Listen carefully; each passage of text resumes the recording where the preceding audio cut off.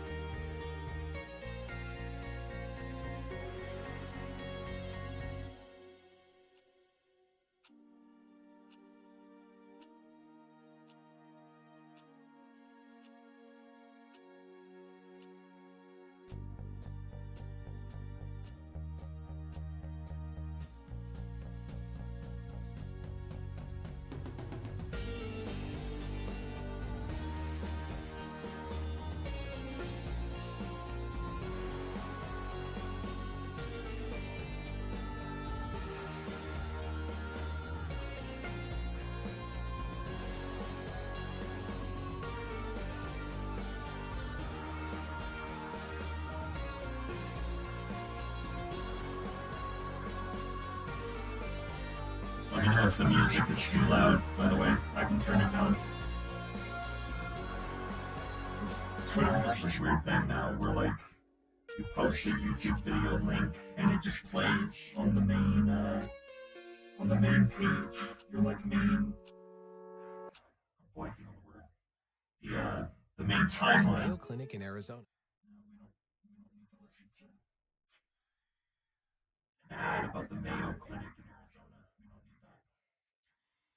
Yeah, sorry. Ladies Man 217, that is me. Yes. And sorry, at least I thought it was. Assassin had to correct me.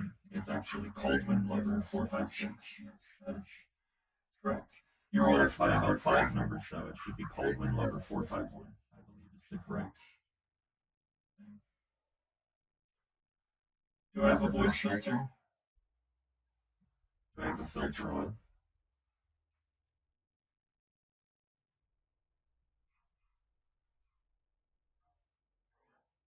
Oh wow, that's horrible. Holy shit.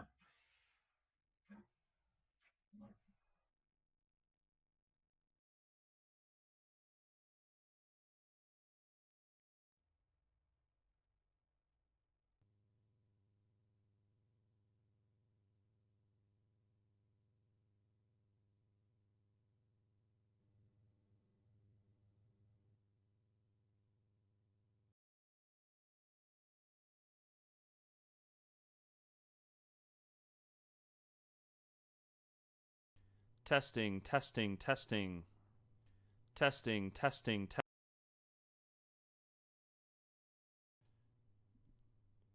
Okay, how about now? That was weird, bro. I don't know what was going on there.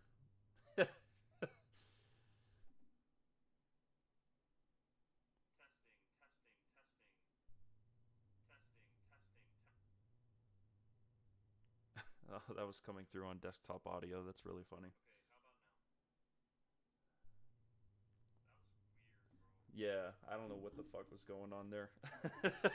That was very bizarre. I don't Yeah, sorry about that guys. I don't know what was going on there. I have a software like Logitech software for my Blue Yeti that it has like voice changing effects but I don't remember using it like a long time ago. That's just yeah. I don't know. Either way, let me know if the music's too loud as well, and I can try and fix that. It's been a while, guys, so just bear with me here. I'm just trying to kind of yeah. I know. I listened to the playback just now, and I was like, whoa, okay. So actually now yeah now it makes sense why you brought up the Transformers joke. I didn't actually get that at first. So, and then I think my chat window can maybe just be adjusted a little bit more there. There we go. That's better. Oshri, hey man, good to see you, dude. How you been? Hope you've been well. Great to see you as always.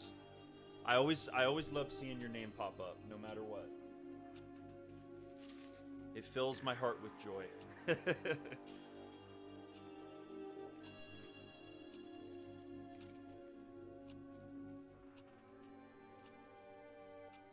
Yeah, this stream, just to kind of give everybody an idea of what to expect here, I'm gonna stream for probably like the next 2 hours, 2.5 hours. It depends because wife Kane took the kiddos over to the in-laws to graciously allow me to do this test stream here.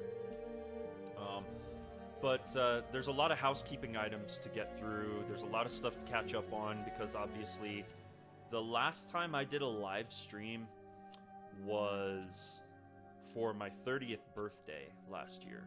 It's been a long time. And obviously, I look a little different. I wear glasses now because my vision went to shit. So, you know, that's something new.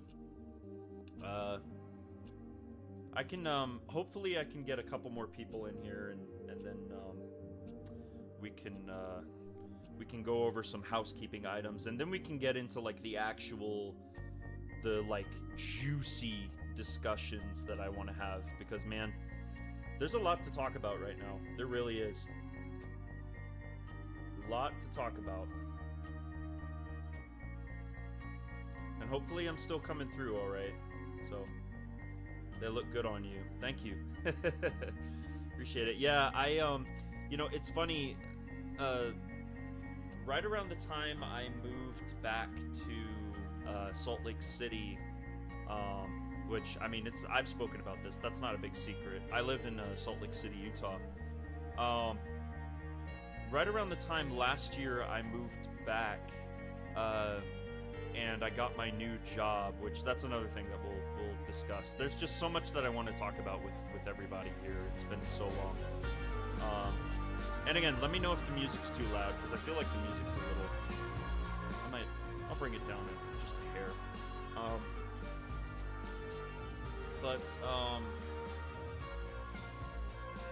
Right around the time I moved back to Salt Lake City last year and started my new job, I began to notice that my vision was starting to really go out on me. And so I eventually, not a month or two, but early this year, I went to go and see... It's a little loud. Okay, yeah, so let me bring that down just a little bit. Early this year, I went to a optometrist to get my eyes checked, and so I found out that I am nearsighted. I'm not farsighted at all. It got so bad, anything past 2 meters away from me, it just gets blurry as hell, and I can't see squat. So my vision has gotten like really, really bad. Over the past year, it just deteriorated, and it's like, okay, you know what? It's time. I was one of those people growing up, I never actually thought I was going to end up wearing glasses. And so it's just interesting how that panned out. So, yeah, but anyway, sorry, I'm trailing off so much. You joined the Glasses Club. I did, yes. Yeah, I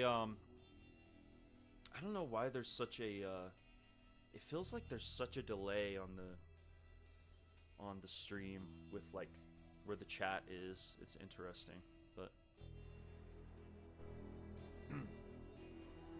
yeah, how has everybody been? First and foremost, I want to check up on you guys because God knows it's been a long time since I spoke with y'all. And you're more than welcome to ask me questions about like, hey, what's been going on with me? You know, I mentioned last year that I moved back to Salt Lake City, Utah, because I got a brand new job ahead of my baby girl being born. My wife and I, we welcomed a daughter to our family last August, and she's such a little angel. She's the most adorable thing.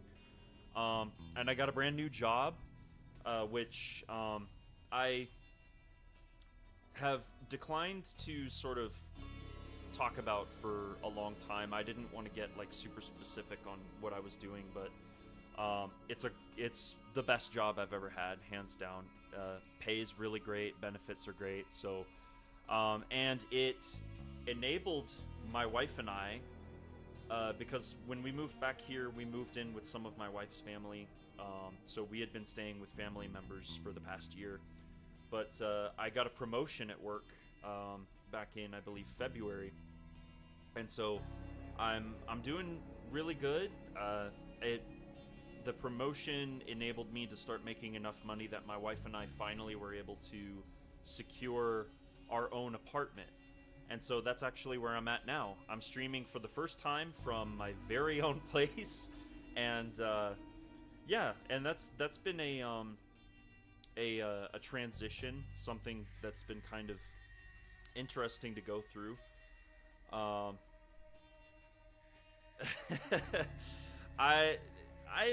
don't know. It's that's yeah. I don't know. No, I'm not a game developer, man. I can't.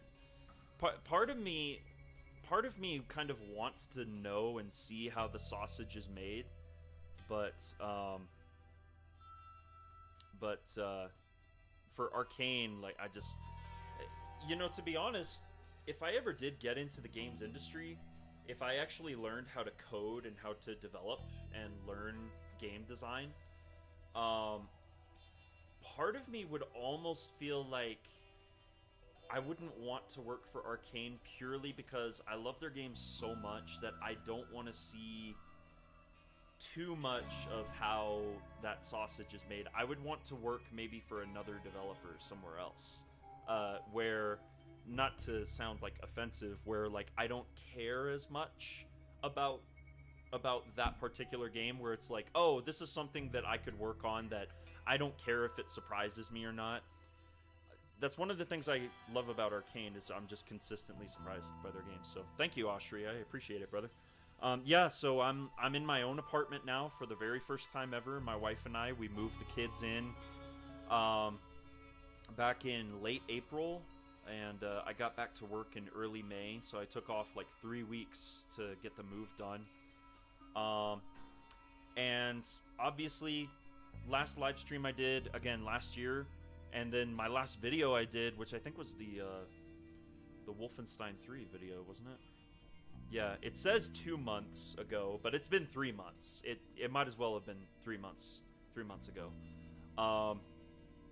It's been so long since I uploaded or did anything, and that's because we've been going through this very sort of transitionary phase as a family, my wife and I and our kids, and moving into a new place, having this new job, and there's just been so much going on, outside of the YouTube channel, outside of gaming, real life stuff. There's just been so much that it's been difficult, basically damn near impossible for me to keep up with the YouTube channel, and I feel bad about that, because it's like I there's stuff that I want to do, there's stuff that I want to work on, but just haven't found the time. But at the same time, it has been nice to play games and focus on stuff like outside of YouTube, kind of almost like separated from the zeitgeist in a way. So, and this is going to lead into your question, Assassin. One of the games that I played recently, very recently, in fact, that is just peak, it's pure peak, is a little game some of y'all might be familiar with. No, I don't know if y'all can see that. You can't really see the logo there, but you can see, let's see. You can see these people here, right? So, you come on. Do I really need to tell you what that is? Yeah, so I played, Resident Evil Requiem when it came out earlier this year, and oh my god, it's easily, and I mean, granted, we're not even halfway through 2026, but it's easily the best game I've played this year so far. It is so good, so good. I got the trip. It's incredible. That game is just something else, man. I can't find the words to describe it other than peak cinema. Leon Zombie, yes. Yeah, I finished Resident Evil Requiem, and the girl is fucking terrifying. Yes, dude, just chills down your spine when you're chasing, or when you're running away from her. Yeah, that game is just balanced so well. When you're playing as Grace Ashcroft and you're in first person and it's that proper like survival horror, you have to scavenge for everything, ammo for your weapons and healing items and crafting materials and all that stuff is great.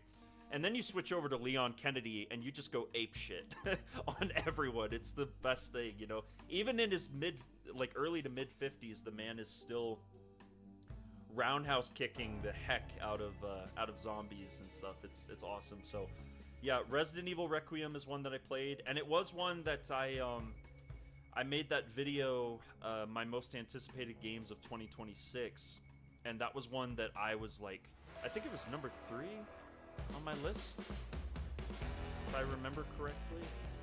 Let me pull that up here, actually. Let's see.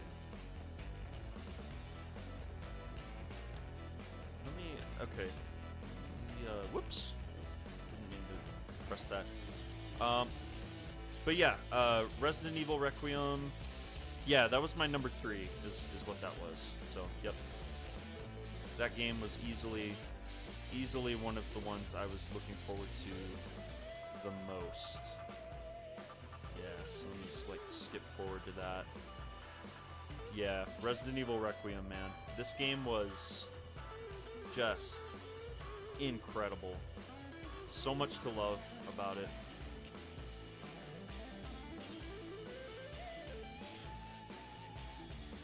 Yeah, Grace Ashcroft and all of that stuff was awesome.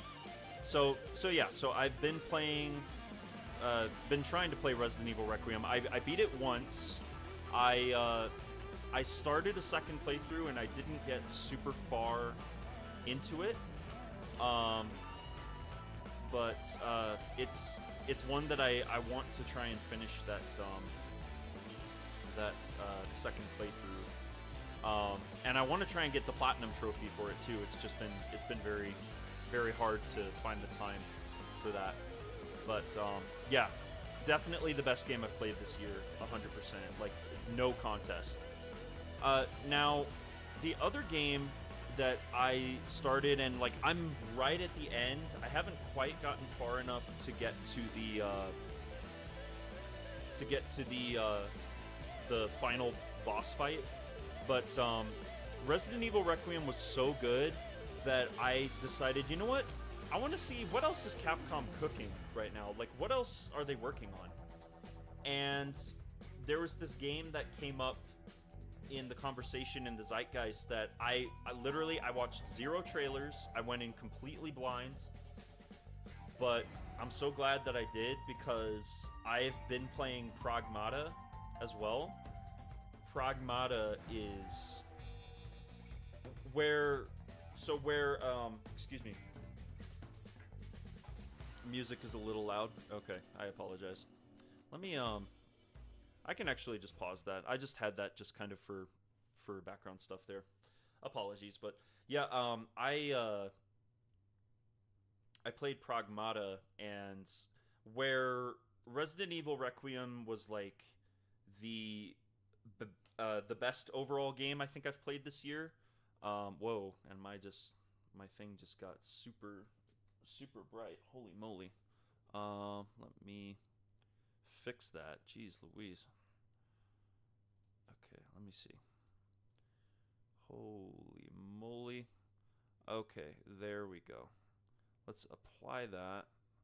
Alright. Yeah, that white balance just went so off there for a minute. But yeah, so Pragmata has been so far. It's been easily the biggest surprise of 2026 for me. It's just that game is something really really special. Um, just that it's got a gameplay flow in it that I've never played anything quite like that, where you um, you're playing as Hugh and you're shooting the robots, but you can't damage them until they've been hacked into and exposed. And you're playing as Diana, the little android girl with like the blue jacket, and you hack into the robots, and then they're exposed. Their weak spots are exposed, so then you can shoot them. And yeah, it's so interesting. Like I've never played a game that plays quite like Pragmata does, but man, it's easily the biggest surprise of the year for me personally. It's such a great game. And again, I still haven't quite gotten around to finishing it yet, unfortunately.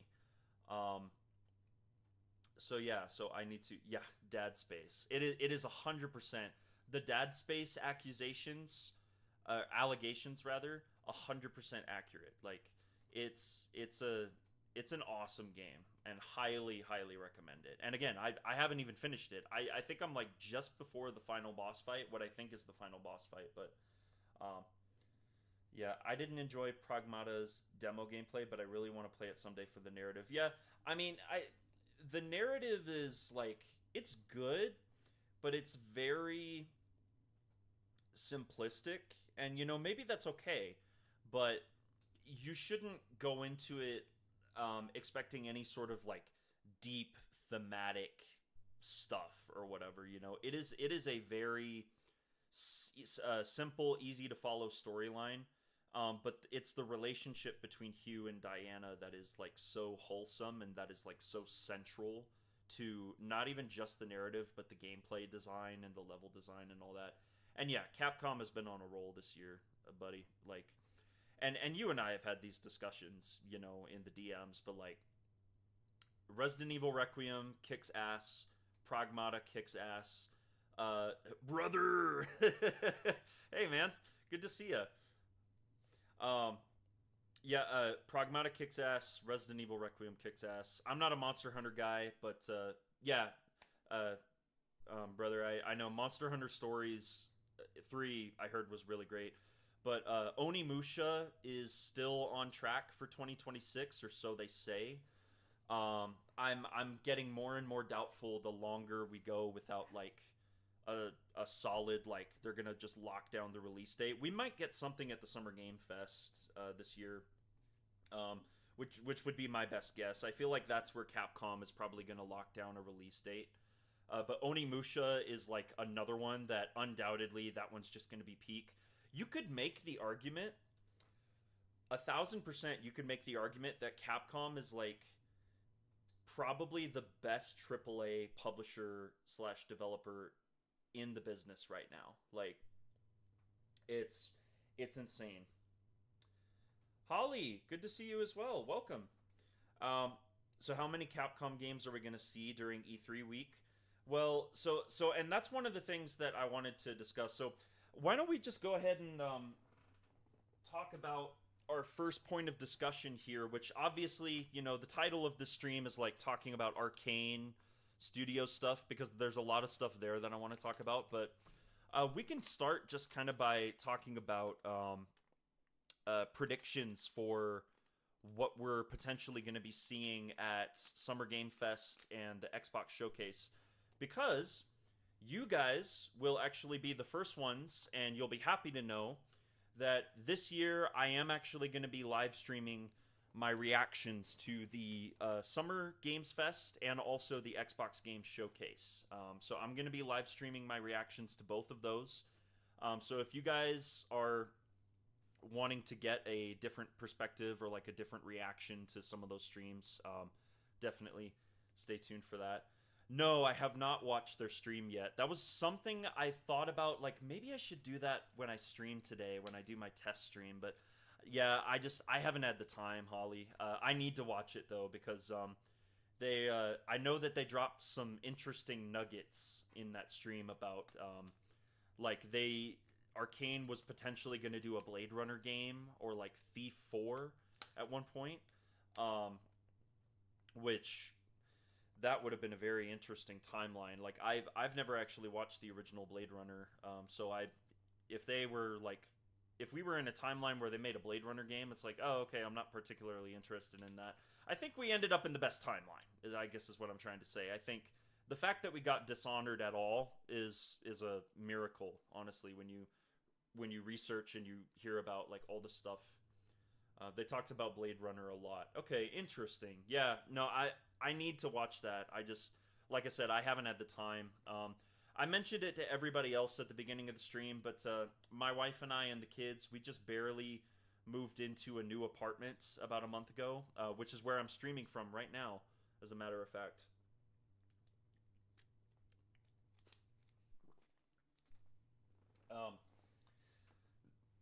The episode is about an hour of nonstop talking. So much fun. Okay, yeah, I want to check it out. I definitely want to see that, but can't wait to see you faint on camera from Blade, Control Resonant, and Metro 2033. I think he meant to say 2039 there, but yeah, dude, all three of those games, I'm stoked, and those are actually some of my predictions. So let's chat for a bit. Let's talk about what we're thinking, or what I'm thinking we're gonna see specifically at Summer Game Fest and the Xbox Showcase. So we could probably start with Summer Game Fest, because the first one, I think that we're 100% gonna see something from, because it's still on track for this year. Is Control Resonant. We're 100% gonna see this. I gotta skip past this part with the intrusive pattern. I gotta skip past that part with the blinding lights. Of staggering power. Remedy with the trippy visuals, man. Just absolutely insane. I guess I don't really even need the audio for that, but this is one that I'm 100%. I'm expecting to see this one at the Summer Game Fest this year, because it got announced at the Game Awards last year, and I think Remedy is going to lock in a release date with this one. I would not be surprised at all if, you know, they come through and they say like, hey, we're going to drop this in August, or we're going to drop it in September. I feel like once you get past September this fall, you're in the danger zone at that point, because we all know that, you know, 2K basically reaffirmed like, yes, GTA 6 is going to come out in November of this year. So yeah, it's and no, actually I want the audio, because bro, I remember when this trailer debuted at the Game Awards last year, I was freaking out. Assassin knows, because he was on a Discord call with me, and I was freaking out. I'm like, wait, so are we playing as Dylan? We're playing as Dylan, the brother of Jesse, in this one, and just, God, the vibes in this trailer are just immaculate. I can't believe this. Remedy has a great relationship with Sony and Keighley. It's definitely a toss-up. Yeah, I mean, and that's the other thing too, right? Like, it was at, it was at the most recent State of Play. So it might even show up at the State of Play that's happening on June 2nd, where we're expecting to see, I think, a little bit more Wolverine gameplay, I believe. Resonant looks like the best Remedy game yet. Yes, really. And that's saying something, because I think Alan Wake 2, just me personally, I think Alan Wake 2 is a complete masterpiece. Like, there's not a single thing about that game I would change. But this one, in particular, from a gameplay perspective, Control Resonant just looks like a massive step up from the first game. Yourself. And obviously, with the connections to Alan Wake and what they're doing with the Remedy connected universe, like, I seriously, the brother has gone rogue / fishing goes hard, dude. I got chills watching this trailer for the first time, because I'm such a huge Remedy fan. And yeah, so from a gameplay perspective, I think this game looks absolutely incredible, like, gameplay wise. it was, and I see saw people saying this when they showed this trailer for the first time, that they were getting like major Our supernaturally prototype gifted hero vibes from in it. a version of which Manhattan like you haven't seen before. I see it, man. I see the prototype vibes from this. It just looks. I remember We when Remedy recently said that the acquired sequel Shift, to Control an was going to be an ability that action empowers RPG. Dylan I to was like, okay, seamlessly what move exactly through is that gravity going to look anomalies like? and adapt to the world around him. Like, shit looks wild, dude. It just looks absolutely insane. I can't wait Here for we this. are like showcasing this, like a set of different almost like forms of Gravity Dylan's Rush, main like weapon, Zero the G aberrant style, Kincaid, and his environmental supernatural traversal, and then the abilities. third-person hack There and are a lot of different hack and ones you can slash, like discover Devil May to Cry. suit your playstyle. And then you have a whole upgrade tree. You have multiple different abilities. Like, dude, I can't wait for this. While in combat, we This encourage you game just looks absolutely awesome. I'm skipping forward a little bit, but like, and you can still hover, and you're just leaping from like building to building, and just absolutely insane. Alan Wake Remastered Control, Alan Wake 2, and Control Resident Evil featured a PlayStation version. Okay, yeah. So honestly, we might see it next Tuesday. Cause isn't that when What the hell? Yeah, so next Tuesday is when the State of Play is, when they're gonna show off Wolverine, right? This one is not for me, but I'm excited to watch the movie version. So I just don't get that, man. Like, you're such a big Remedy fan, like me. Like, you should be excited for this, dude.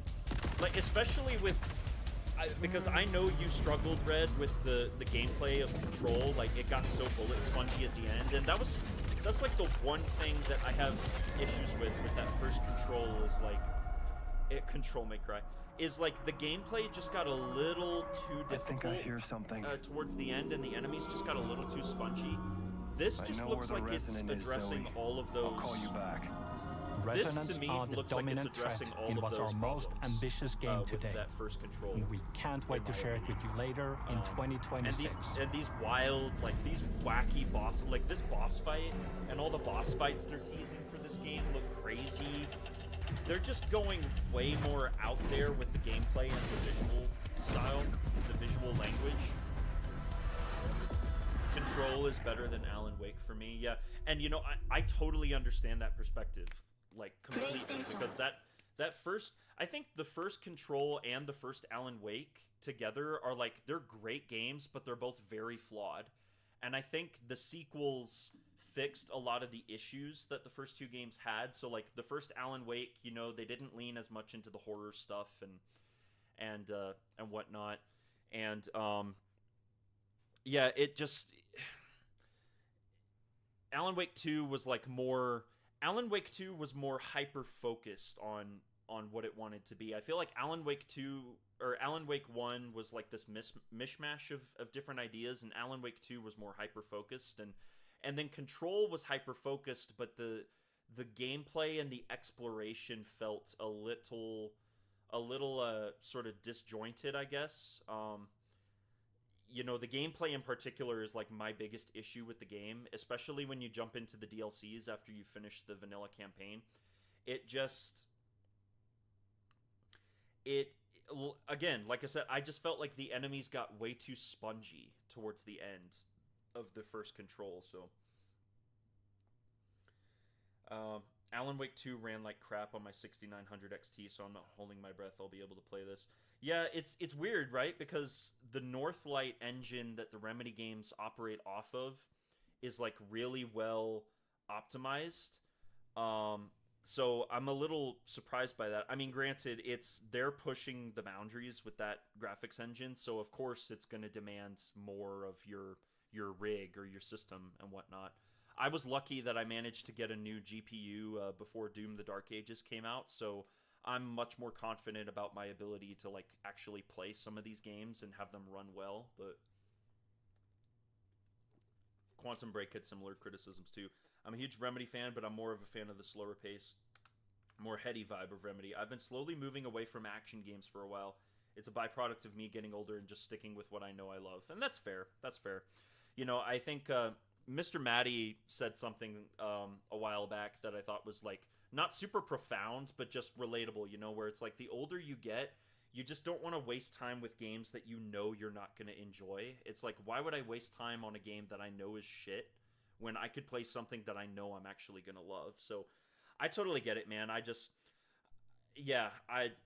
I love it. I think it looks great. You know, Devil May Cry, sort of third person action slash action.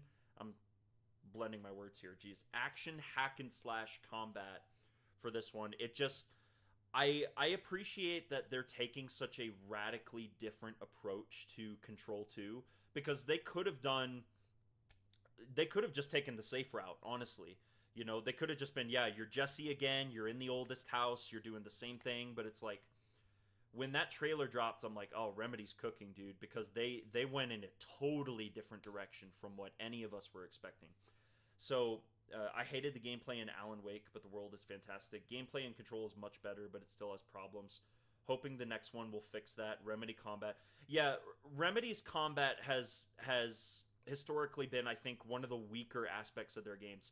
I think everybody can collectively agree that the reason you play a Remedy game is for that narrative, because those narratives are just so meta level and so deeply and well constructed. And so, yeah, that's one of the things that you really you do that stuff for, or that you play the Remedy games for, I should say. But so that is one that I 1000% I'm expecting to see at Summer Game Fest. Some other stuff that I'm expecting to see at Summer Game Fest. Let me actually pull up this one. I actually forgot about this one for a long time, and then I don't think I ever actually watched this trailer. But I saw a tweet about this, and I was like, ooh, this one would be really interesting. And that is this game called Alkahest, which is like a indie take. The game, they say it's indie, but bro, this game looks like up there with some of the most visually impressive games I've ever seen. It's like an indie take on like Dark Messiah of Might and Magic. It just looks so... like, you can see it here, right? Like, the kicking, the sort of physics-based first-person melee combat. And I'm someone that, as big of an ARKANE fan as I am, I've never actually completed or finished Dark Messiah of Might and Magic. I played it for a couple hours. I need to go back to it, because I really do want to finish it. I've always heard and seen great things, but, I mean, you look at this, and this is basically like... This is like if ARKANE made Dark Messiah of Might and Magic in 2026 instead of 2006. Like, this game looks crazy to me. So, my other prediction is that I feel like this is a game that has a good chance of showing up at SGF this year, because it when was this gameplay trailer posted? April 9th of 2026. So yeah. This one's been on, yeah. See, so Holly, you know that's one that looks like super interesting, and I've heard just very, very interesting things about it. I remember when it was revealed, it's like, okay, this looks almost like a little too good to be true. This game almost looks a little too clean for what it is, but man, if these guys, if they can nail it, man, I'll be there. I'll be there for it. So, if they can really nail it, I'll be there for it, because it looks interesting, for sure. You know, even just the reveal trailer has this, like, sort of kinetic momentum to it. And I just can't get over that kick, bro. The kick is what gives me the Dark Messiah vibes. You're just kicking dudes, you're you know, moving this way and that when you're swinging your sword. Some of the environments are destructible, which is cool, and just the way you have sort of like a free-floating hand and then you have the sword in the other, just, yeah. Did I ever check out Chrysol or Chrysol? No, I haven't actually heard of that one, so I'll look that up here in a moment. But yeah, and see, and look at that. You pick up the barrel, and the goblin, like, falls into the fire, or you can probably pick out that thing. The barrels fall on him. You can toss him into the spikes, kick him into the spikes. Dark Messiah is so fun. I'm still waiting for a spiritual successor. Oshri, if you've been waiting for a spiritual successor, man, it's this game, dude. This game looks like it's the spiritual successor to Dark Messiah, 100%. This game just looks so I'm like cautiously optimistic about this. I'm a little skeptical because, you know, it's apparently an indie game, but like I said, you watch this gameplay footage and it just looks so clean, you know? It just came out in February. Oh, okay. Is there a trailer for that? Take a look. Kind of looks like what I thought Avowed was going to be. Right? Like, everybody thought Avowed was going to have this super dark fantasy vibe to it, and then it comes out and the game is, like, super colorful but I mean, we know now that Avowed had like a bunch of development issues a while back, so it's on my wish list. Awesome, dude. Yeah, I think this game is on my wish list. Because I don't know when exactly it's going to be coming out, but I mean it looks cool, man. I'm looking forward to it, so very much looking forward to it. This was the other one that I remember they had a sorry, I'm gonna let the ad play there, but this was the other one that they had shown a while ago that I thought was really interesting, and it's this one from THQ Nordic called Fate Keeper, which is like kind of similar, sort of like physics-based first-person melee combat, and I think I saw something recently that this one's going into early access soon. But this is one that might show up at Summer Games Fest as well. That's another one. This road is as perilous as it is joyless. Bro, like this talking rat's There like is peril to my senses. weirding me out. Your stench and the sorry shit. I've never actually watched this before. I've just seen the We'll tweets see about how it. But choosy you'll be when the void invites you in. this dialogue, bro. This Spirits voice preserve acting. me. Just get back in the knapsack. Fine, fine. Why does your guy sound like he's got a frog We cut in his must throat, dude? reach the moon gate.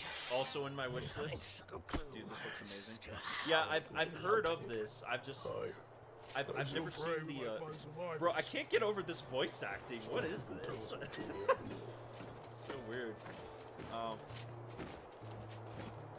But I mean, it's another great looking game. I'm gonna skip forward a little bit here. Yeah, so like this is another one that's kind of like physics based first person combat. It's kind of sort of carrying on that like Dark Messiah spirit, that sort of energy that you see in something like Alcahest as well. But yeah, I mean, it looks great, and yeah, you have an XP bar, so it's like this is more of a action RPG. Yeah, you can even find gear littered around the environment. So yeah, this is literally just like Dark Messiah Might and Magic.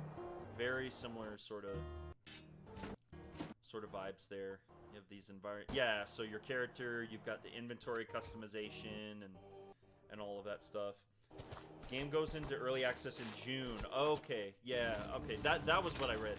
Yeah, so it's going to be early access on PC first in June, which is, I think that's part of the reason why I feel like it could be something we see at SGF, is because it's coming out so soon. They might do like a launch trailer, like for early access, just to sort of make people aware of it.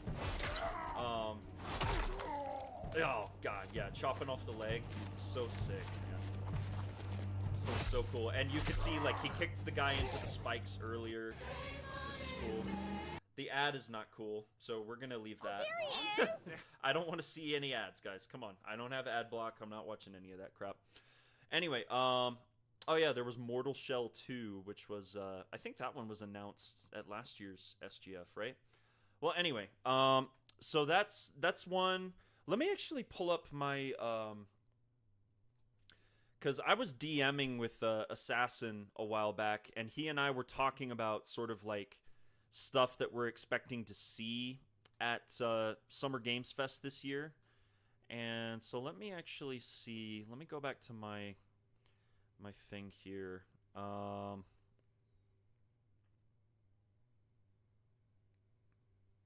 Actually, I don't even know if I did Summer Games Fest with him. I think I was talking about Xbox Game Showcase. Well, that's something that I'm a little bit more like confident about, like some of my predictions there. But yeah, I'm trying to think of like what else could we potentially see at Summer Games Fest this year. I mean, we're gonna get a ton of indie games. I feel like that's a given. There's gonna be, you know, like,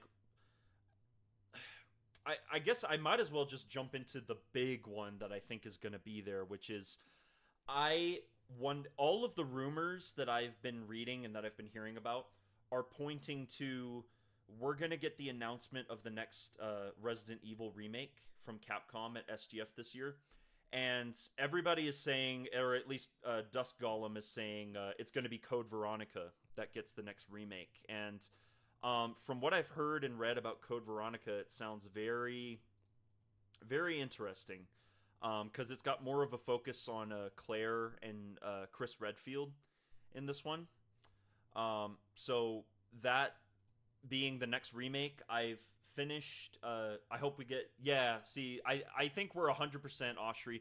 I think we're gonna get the announcement, like the reveal, and then on top of that, historically, when Capcom announces a Resident Evil remake, they announce the release date like when they announce it. So I'm expecting them to announce Code Veronica remake with Resident Evil, and I'm expecting a release date probably January or February. It's going to be early 2027. Like, that's historically when they have put those out. So that's what I would expect to see. That's like my big prediction there. That and Control Resonant are like, I'd say those are the two that I'm the most excited to see potentially at Summer Games Fest. Injustice 3, when did let me switch back over to this. When was the last Mortal Kombat game? Mortal Kombat 1. When did that come out? Mortal Kombat 1 was 2023. Okay, so yeah, so it's been 3 years since their last game. So yeah, I mean, maybe we might see Injustice 3. I don't know. And you know, with and obviously Assassin and Holly, you're here as well. You guys know how I feel about this guy. With James Gunn at the helm of DC Studios over there at Warner Brothers, and like handling and overseeing everything that's DC Comics related, I'm sure that that's something that he's probably been wanting to push for, you know, because I mean, he was even advertising and promoting the Lego Batman game. So I'm sure that that's probably something that he would want to push for there. But also, knowing what we know about Warner Brothers games and how much trouble they've had getting projects off the ground, and just like not knowing what to do with the goldmine of IP that they have on their hands, I honestly don't know with NetherRealm. Because I also remembered reading that Mortal Kombat 1 like sold well, but it didn't sell well enough, because Warner Brothers just had these completely asinine Lord James Voldemort. Yes, 100%. Yeah, Mortal Kombat 1 had these like completely asinine sales expectations that NetherRealm just weren't able to meet when the game came out, and so Warner Brothers, I think, publicly stated that they were very disappointed with it. If I recall correctly, let me actually see. Mortal Kombat 1. What was in the news here? Let's see. Mortal Kombat 1 developers respond to the calls for more DLC. Let's see. I think it was like sales. What was the sales numbers? Yeah, so from 9 months ago, August 12th of 2025, Mortal Kombat 1 underperformed yet became the best-selling fighting game this generation. On August last year, Ed Boon revealed Mortal Kombat 1 sold over 6.2 million copies across various platforms, saying that despite it no longer receiving new content, the developers were dedicated to refining it.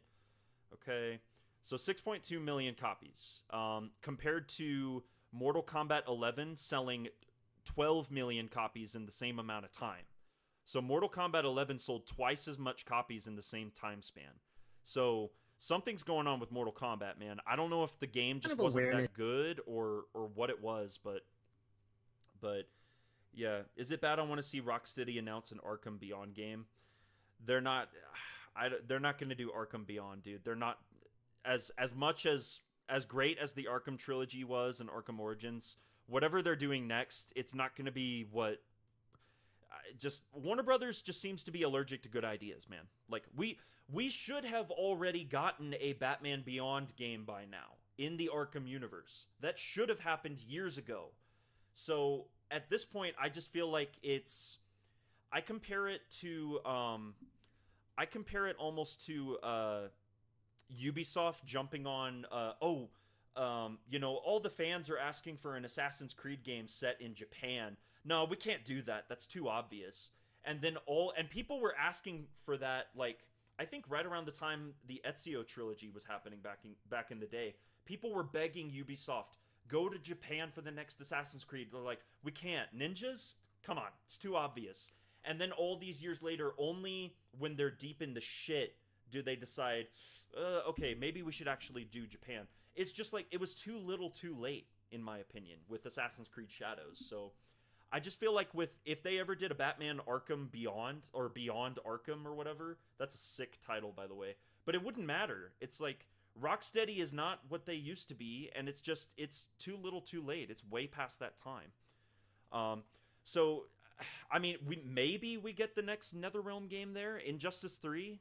I'm not going to say no to that, because, I mean, it's a realistic expectation. It's been 3 years since the last Mortal Kombat game, but I don't know. So, I didn't really like MK11, and I thought MK1 was all right. Yeah, and see, that seems to be the consensus. It seems like after Mortal Kombat 10 or Mortal Kombat X, it kind of sort of started to like slide downhill. Might have even been after Injustice 2 that things started to slide downhill for them, but people didn't like character genre switches, wokeness, and 2 Mortal Kombat games back to back. Tons of issues inside and out. Yeah, and that seems to be the consensus. I did actually, just for everybody who's not aware, I actually went and I watched Mortal Kombat 2, the movie, in the theater with Carl Urban as Johnny Cage. Now, that was some good Mortal Kombat there. Just stupid, dumb, bloody fun. So, and so who knows? Maybe they get some interest reignited in the Mortal Kombat IP, but I don't know. Injustice 3 is what I would personally like to see next from them, because I've always loved Injustice. And I just never got like as deep into those games as I felt like I probably could have. But okay, let me see. I want to check out this one that Holly was talking about. Oh, okay, Crisol Theater of Idols. Yeah, I heard about this one. Okay, I heard about this. Every drop of that. blood. Okay, yeah, this is the Blumhouse one. Yeah, I remember this. Every secret Yeah. you've hidden.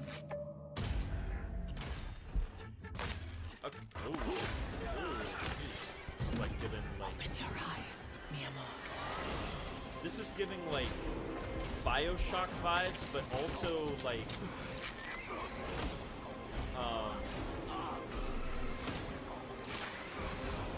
almost like BioShock meets Lies of P meets Resident Evil, like some like horror. I'm getting more horror vibes out of that. Out now. Okay, interesting. And is it only on PS5? Is it only on PlayStation? Let's see, Crisol Theater. No, okay, it is on Steam.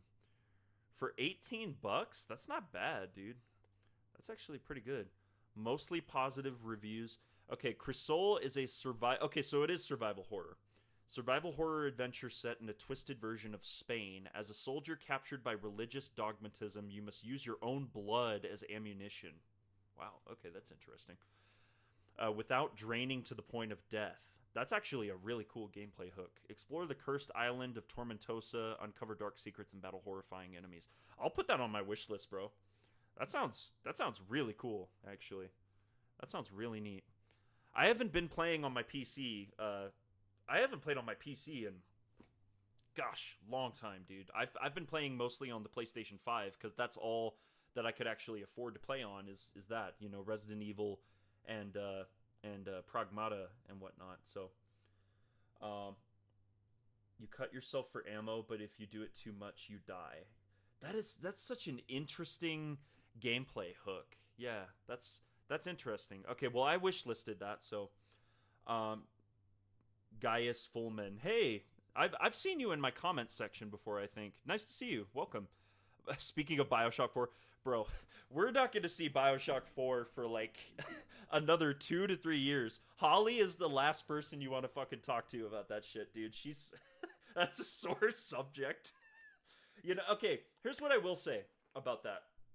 And because Assassin, I saw your exchange with Shinobi on Twitter, and when he said he had more confidence in it because any other publisher would have just canned it by now, that kind of just made me think, like, yeah, man, you know, Strauss Zelnick and 2K, they're in a very unique position to, like, even though that game, the previous version of it was, the previous version of Bioshock 4, whatever that was shit canned.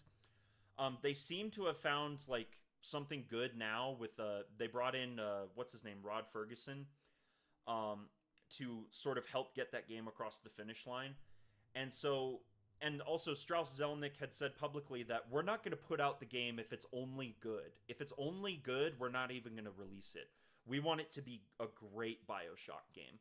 And so that is encouraging to hear, but it's like, I'm still going to be cautiously optimistic for it. You know, I think the rumor was for a long time that the game was originally set in Antarctica, in like a snowy, wintry setting, which that would have been really cool in a Bioshock game. But, yeah. A Bioshock 4 or Judas, which comes first? They're saying 2028, 2029 for Judas. Yeah, man. I can't even... Actually, no. I can imagine. What are we even talking about? I was about to... I had to stop myself before I said, I can't imagine a game taking 15 years long to develop. And then I'm like, wait, GTA 6... Elder Scrolls 6, there's so fucking many examples to choose from of games that have taken like 15 plus years. But will it ever come out? Only Ken can know. Bioshock 4 and Judas, they will come out. I think, I hope they come out and I know Judas is going to be great. Like, everything I've seen of Judas and everything that Ken Levine has said publicly about that sounds really cool. That's one that unfortunately, I don't think we're going to see Bioshock. We're definitely not going to see that or Judas at the Summer Game Fest. It's taking as long as GTA 6 for like a 15-hour game, yeah. Scam Citizen as well. Did you see recently, Red, that they raised over $1 billion in crowdfunding for that game? And it's been in development for 14 years. Total fucking scam, dude. Total scam, bro. Like, I cannot believe that shit is still active and still going. That's just ludicrous to me. Ken Levine must absolutely love the Lego movie, given his fixation on narrative Legos. Well, when he talks about narrative Legos, it sounds so fascinating. It sounds so interesting. And the fact that you can have 3 different antagonists in Judas, depending on the choices you make, that just sounds so interesting.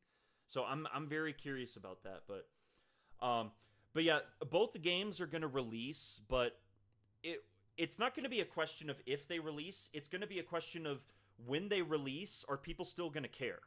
That's the question. I feel like a lot of people already have kind of just like moved on by now from it, which is a shame, you know, because I think it's like we should still pay attention to those games. Like, I think they're going to come out and they're going to be great, but at least I know Judas is going to be great. Bioshock 4 is the one that I'm a little skeptical on. Although I know of at least one person who I don't know if he's still employed with Cloud Chamber, the developers of Bioshock 4, but I know of at least one developer who was left Arcane Austin when the studio shut down, who joined Cloud Chamber as a level designer, I believe, at Cloud Chamber on the next Bioshock. So I'm just happy that Wolfeye finally gave us an update about the playtests last week. I can't wait to see what Raphael is cooking. That's another game I want us to talk about, because that is another one that I feel like this is more of a dark horse prediction, because I don't really, deep down in my gut, think it's going to show up at Summer Game Fest this year. It's more of a Noise Mofo. Hey, good to see you, man. Thank you so much for being here. Can I stop myself, by the way, before I go any further, and just say it's so awesome to see all of you guys and just chat with you guys. I really did miss everybody. It's been a lot going on in real life, and just, you know, moving into a new apartment, working the job. I have the baby girl now, in addition to the boy and the wife, but life is good, man.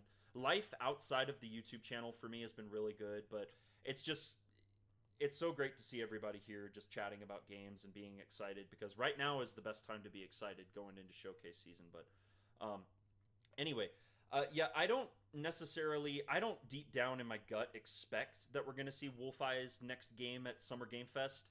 However, I think there is a chance. I think there's a chance we could get like an announcement of like, because we still, to this day, we still do not know what the title of this damn thing is. We don't know what the title is. Like, we still don't know, right? So let me see here.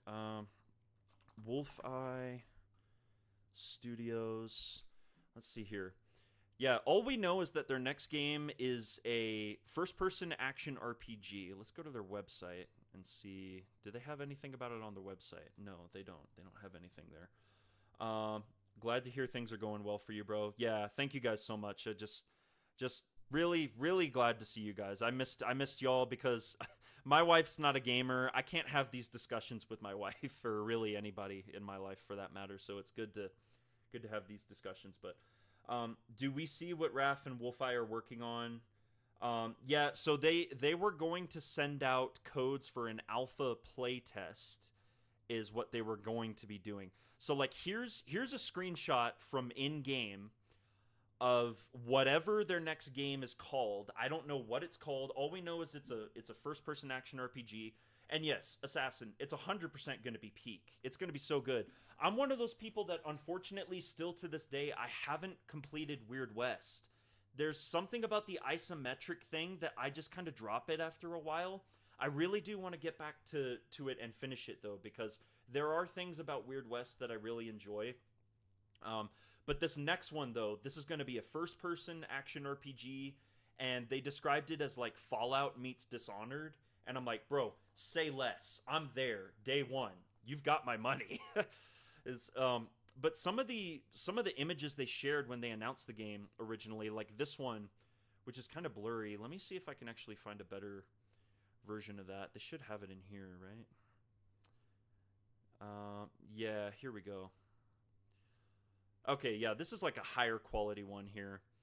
And this was May 27th of 2025. Signups for the future private playtests. That was the last update we got on that. That's crazy.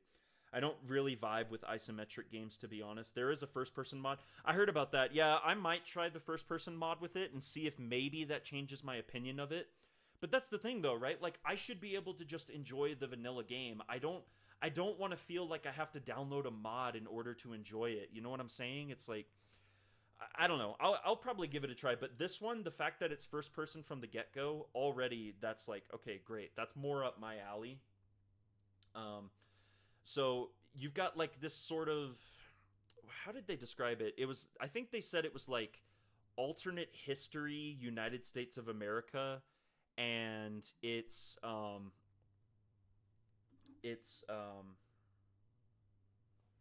like alternate history US. Sorry, texting the wife here. It's like alternate history US in like the early 1900s, late 1800s, where it's like got that Dishonored sort of steampunk vibe, but then it's got, you know, branching dialogue and other stuff in there that's more like an RPG. There's choice and consequence that's more heavy in this one. So yeah, it's just it's interesting, right? What they teased with this one. Where's some of the other? Let me see. Wolfeye Studios next game. Let's see. Okay. Yeah. This was announced back in February last year. That's crazy. And it's being published by NeoWiz. That's the other thing, too. So they did get a publisher. So it's being published by NeoWiz, who did Lies of P, if I recall correctly. So, yeah, this game is gonna be really interesting. Yeah, here we go. So here's like another sort of, I don't know if you guys can actually see that or not, but it's like kind of like Wild West looking kind of thing. There's this one here too, which is interesting. Got like this weird device here, this weird kind of steampunk device. Wild Wild West game. Honestly, yeah, it kind of gives me those vibes, right? Can you tell me, is Arcane the best studio for the Blade IP? Not the most familiar with the studio. That's not off topic at all, Noise Mofo. That's perfectly on topic. No, honestly, I remember when Blade got announced, I initially was very skeptical for one reason and one reason only, because I'm like, I don't know if I feel comfortable with Arcane Studios tackling a licensed IP like Marvel. I selfishly am one of those people that is kind of like, I just would rather see them uh work on their own IP, like a Dishonored 3, or a Deathloop, or some other sort of brand new immersive sim IP. But the more I kind of sat with it, the more I realized that it is actually the Blade Glaive. Yes, yeah, Blade Glaive. The more I sat with the reveal of Blade from Arcane, the more I realized, like, wait a second, this is like a perfect combination of like development talent and IP.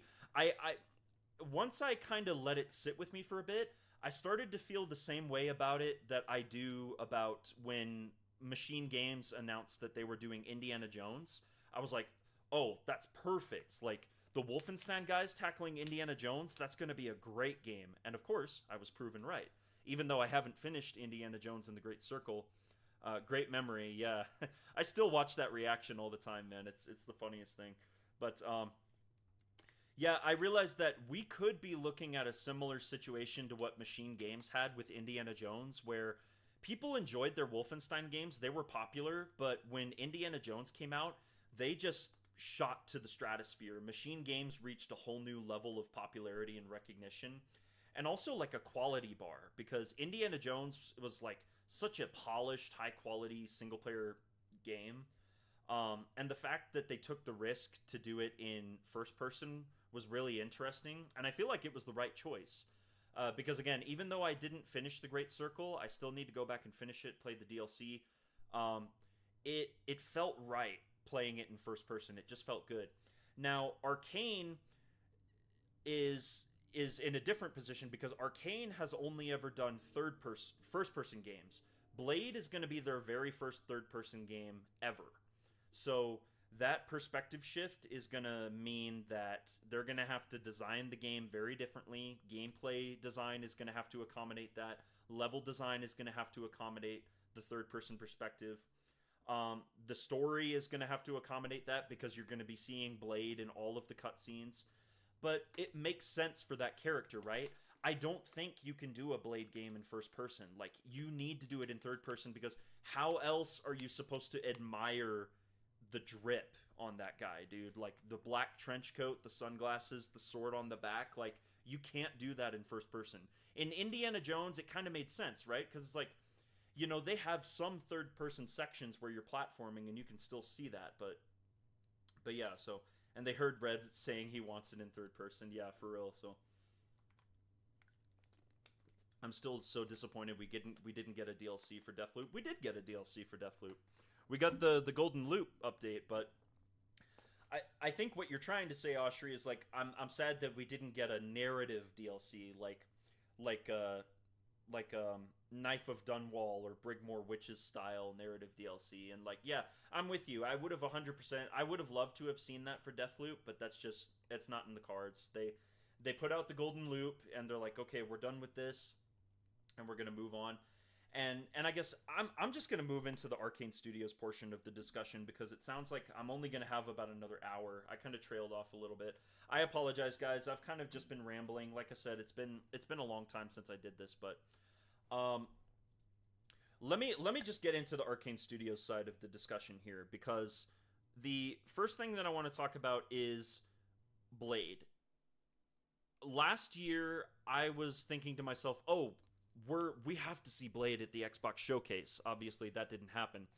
Now that we know that the game only entered active development, like active production, at the end of 2024. Which, let me see if I can find that tweet from Timur. Let me see here. Blade. Marvel's Blade budget. Here we go. So, what we know is that the game only entered like active development at the end of 2024 following prototype validation. So they probably did their vertical slice to present to the Microsoft and Xbox executives at the time, to show them like, hey, this is what the game is going to look like. This is how it's going to play. This is how it's going to function. So the game has really only been in development for like almost like 2 years at this point, maybe 2.5 if we're kind of stretching it. So when they announced it in 2023, it had only been in pre-production up to that point, which I can't believe I was so naive to think that like the game was anywhere close to coming out. It's just crazy. So I hated it at the time, but I think Jeff Grubb was the one who nailed it, hit the nail on the head when he said that the game was going to come out in 2027, because that's what it's looking like it's going to come out at. But so last year, knowing what we know now, that the game only barely entered full production at the end of 2024, it was ridiculous for me to think that the game would have shown up at the 2025 Xbox showcase. This year, though, I feel very differently about it. I feel like this year there is actually a genuine case to be made for Blade showing up at the Xbox Game Showcase for 2026. And I say that for two reasons.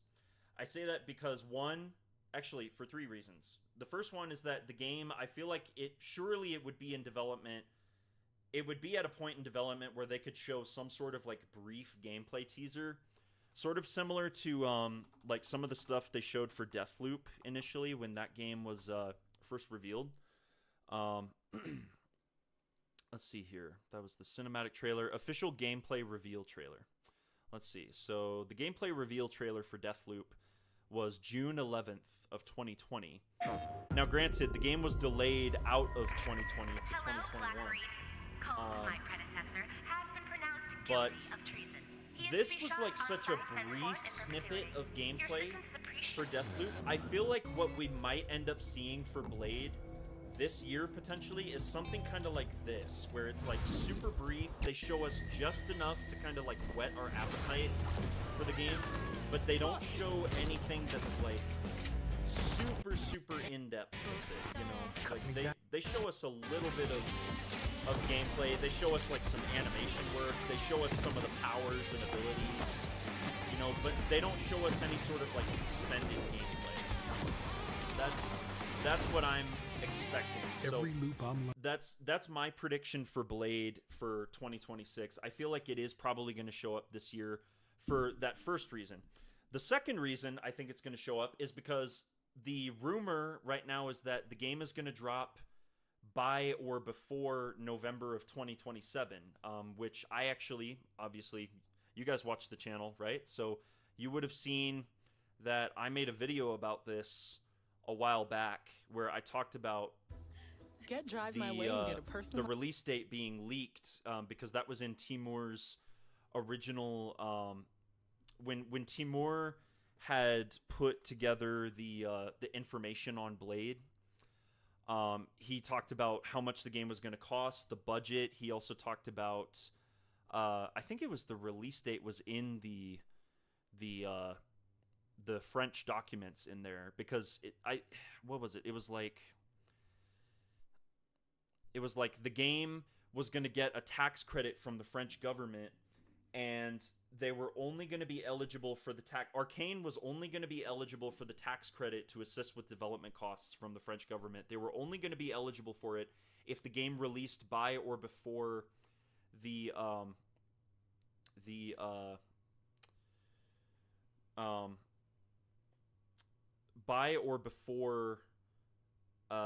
November of 2027 is what it was. So is that the French government apparently is also offering ARKANE Leon because the majority of the game is going to be releasing the game by or before November of 2027 from reading the article and sharing it. So 2027 is going to be when Blade comes out. So I feel like if we're only about a year away, surely you can show something at this point. Like if we're a little over a year away from the game launching, you could probably afford to show something at this point, I would think. And then on top of that,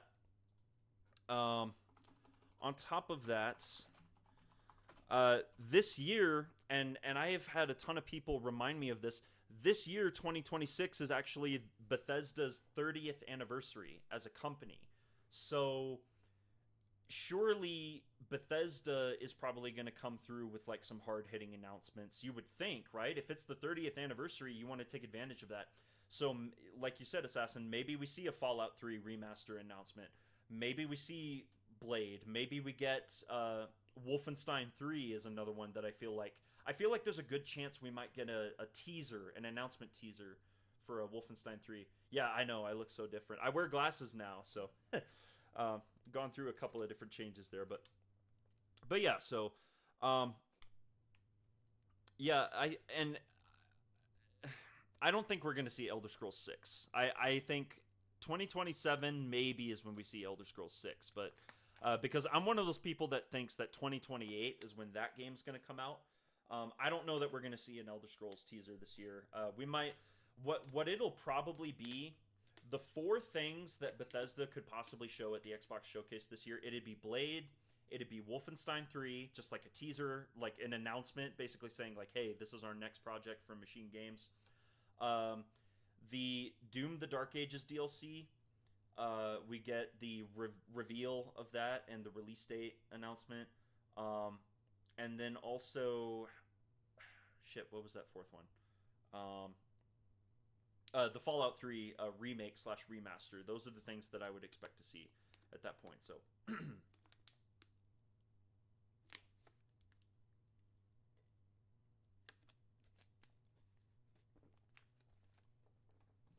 but yeah, so I do think that Blade is gonna.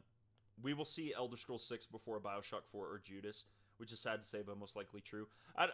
Yeah, maybe we might just see all 3 of them right around the same time, to be completely honest with you. But yeah. So there's that, and then the other thing that I want to discuss here is this right here. So back in late April, this guy Bell, this Twitter account, he put out this tweet because he was playing through the original Dishonored, and he said this game has so much sauce, and this post blew up. This thing went viral. I mean, you can see 12.1 million views, like and even the official Arcane Studios Twitter account replied to this guy saying thanks for playing. This post in particular is the thing that I really wanted to talk about, because this post did so much good. It brought so much goodwill to the gaming community. There was a period of time after this post went live, after this went viral, where I was seeing nothing but love for Dishonored on my timeline. And I am just consistently, and I don't know why, but I am just consistently shocked and surprised by just how many people love the Dishonored series. They love those games. If the response to this tweet was any indication of that. But this tweet also did something else that I was not quite prepared for, which is that it brought the discussion around Dishonored into the zeitgeist in a way where it's like people were starting to talk about, like, we need Dishonored 3. People started to talk about, like, Dishonored 3 again in a big way, like beyond just like the niche forum posts or Reddit posts or Tumblr posts or Blue Sky or whatever. You know, people talk about a Dishonored 3 in like quiet corners of the internet, right? In my experience. This post brought it into the limelight in a way that I've never seen anything like it, where everybody collectively, I was seeing just constantly on my timeline, we need another Dishonored game, man. We need another one. We need a Dishonored 3 or another spin-off or something. Everybody was saying it. So I have been one of those people that over the years, I've kind of fluctuated. I've gone back and forth on whether or not Dishonored 3 could ever happen. This post, unironically, I feel like has been the biggest boost to the possibility of Dishonored 3 actually being a thing. I feel like Dishonored 3, there's an actual genuine opportunity and a chance that it could now happen off of the back of this post.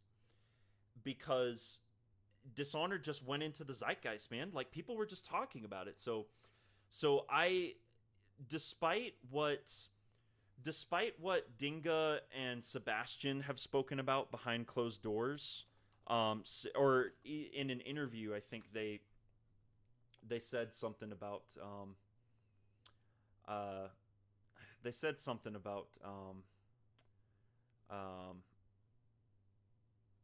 like they're done with Dishonored or something like that. Let me see here. Dinga Bakaba interview. He did an interview for with a publication for like Dishonored, and I'm trying to remember where was it? I gotta find out where that's at. Where is that? Let me see here. See if I can find that. Because I think I'm trying to remember who it was that. Okay, yeah, I think it was Sinoware that posted it on. I think he was the one who posted it. I think. I don't know. I could be wrong, but there was an interview that Dinga had, the studio head at Arcane Leon, had done a couple years ago, where he said that we're pretty much done with Dishonored. I think we've done everything we need to do. Which, I'm sorry, Dinga, I love you, man, but I don't believe you for a second, because why would you release Deathloop and go out of your way to like publicly state, yes, this game takes place in the Dishonored universe, so it is like Dishonored adjacent? I mean, shit, they had a whole Xbox blog post about Dishonored or Deathloop being in the Dishonored universe. They had a whole post about it. Like, so why would you go out of your way to like make it such a big deal and publicly state like, yeah, it takes place in the Dishonored universe, only to then also like do the Golden Loop update where they do the updated ending and it ends on a cliffhanger, right? Like, Colt walks out into the dried up ocean and like we don't know what happens, right? So for you to end it on that note, and let me see, where is it at? Okay, here we go. So this, okay, right, it was a podcast that they did. This was when Arcane Austin was still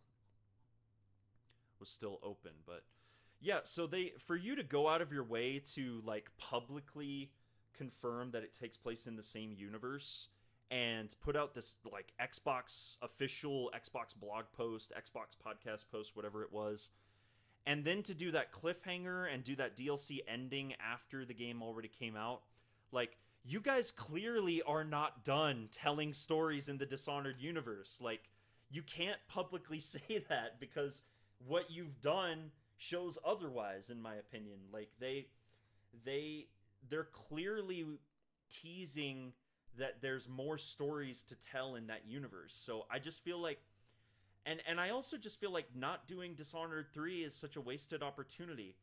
All I would ask for is still, yeah, so Gaius, so you said something there that I think is like, that's the important thing to remember. What they said explicitly was that they're done with the Caldwin storyline. They're done with that era of the Dishonored universe. And I think that's the thing that a lot of people forget is like, yeah, we're done with Corvo's story. Emily's story is done. Billy Lurk, Dowd, The Outsider, that story is done. Like, we've washed our hands of it. It's done. But that's one era of this universe that is so vast and so all-encompassing. And we've seen with Deathloop that they've gone further in the timeline there, like further ahead in the timeline. So there's still a timeline, a chronology there that you can follow, and there's just we've barely seen 2 cities in the Dishonored universe when there's 4 isles in total. So we haven't seen Morley, we haven't seen Tivia, you know. I think Deathloop is like Tivia adjacent, but I want to see like proper Tivia, like a Russian, Siberian, like Eastern inspired setting for a Dishonored game, you know.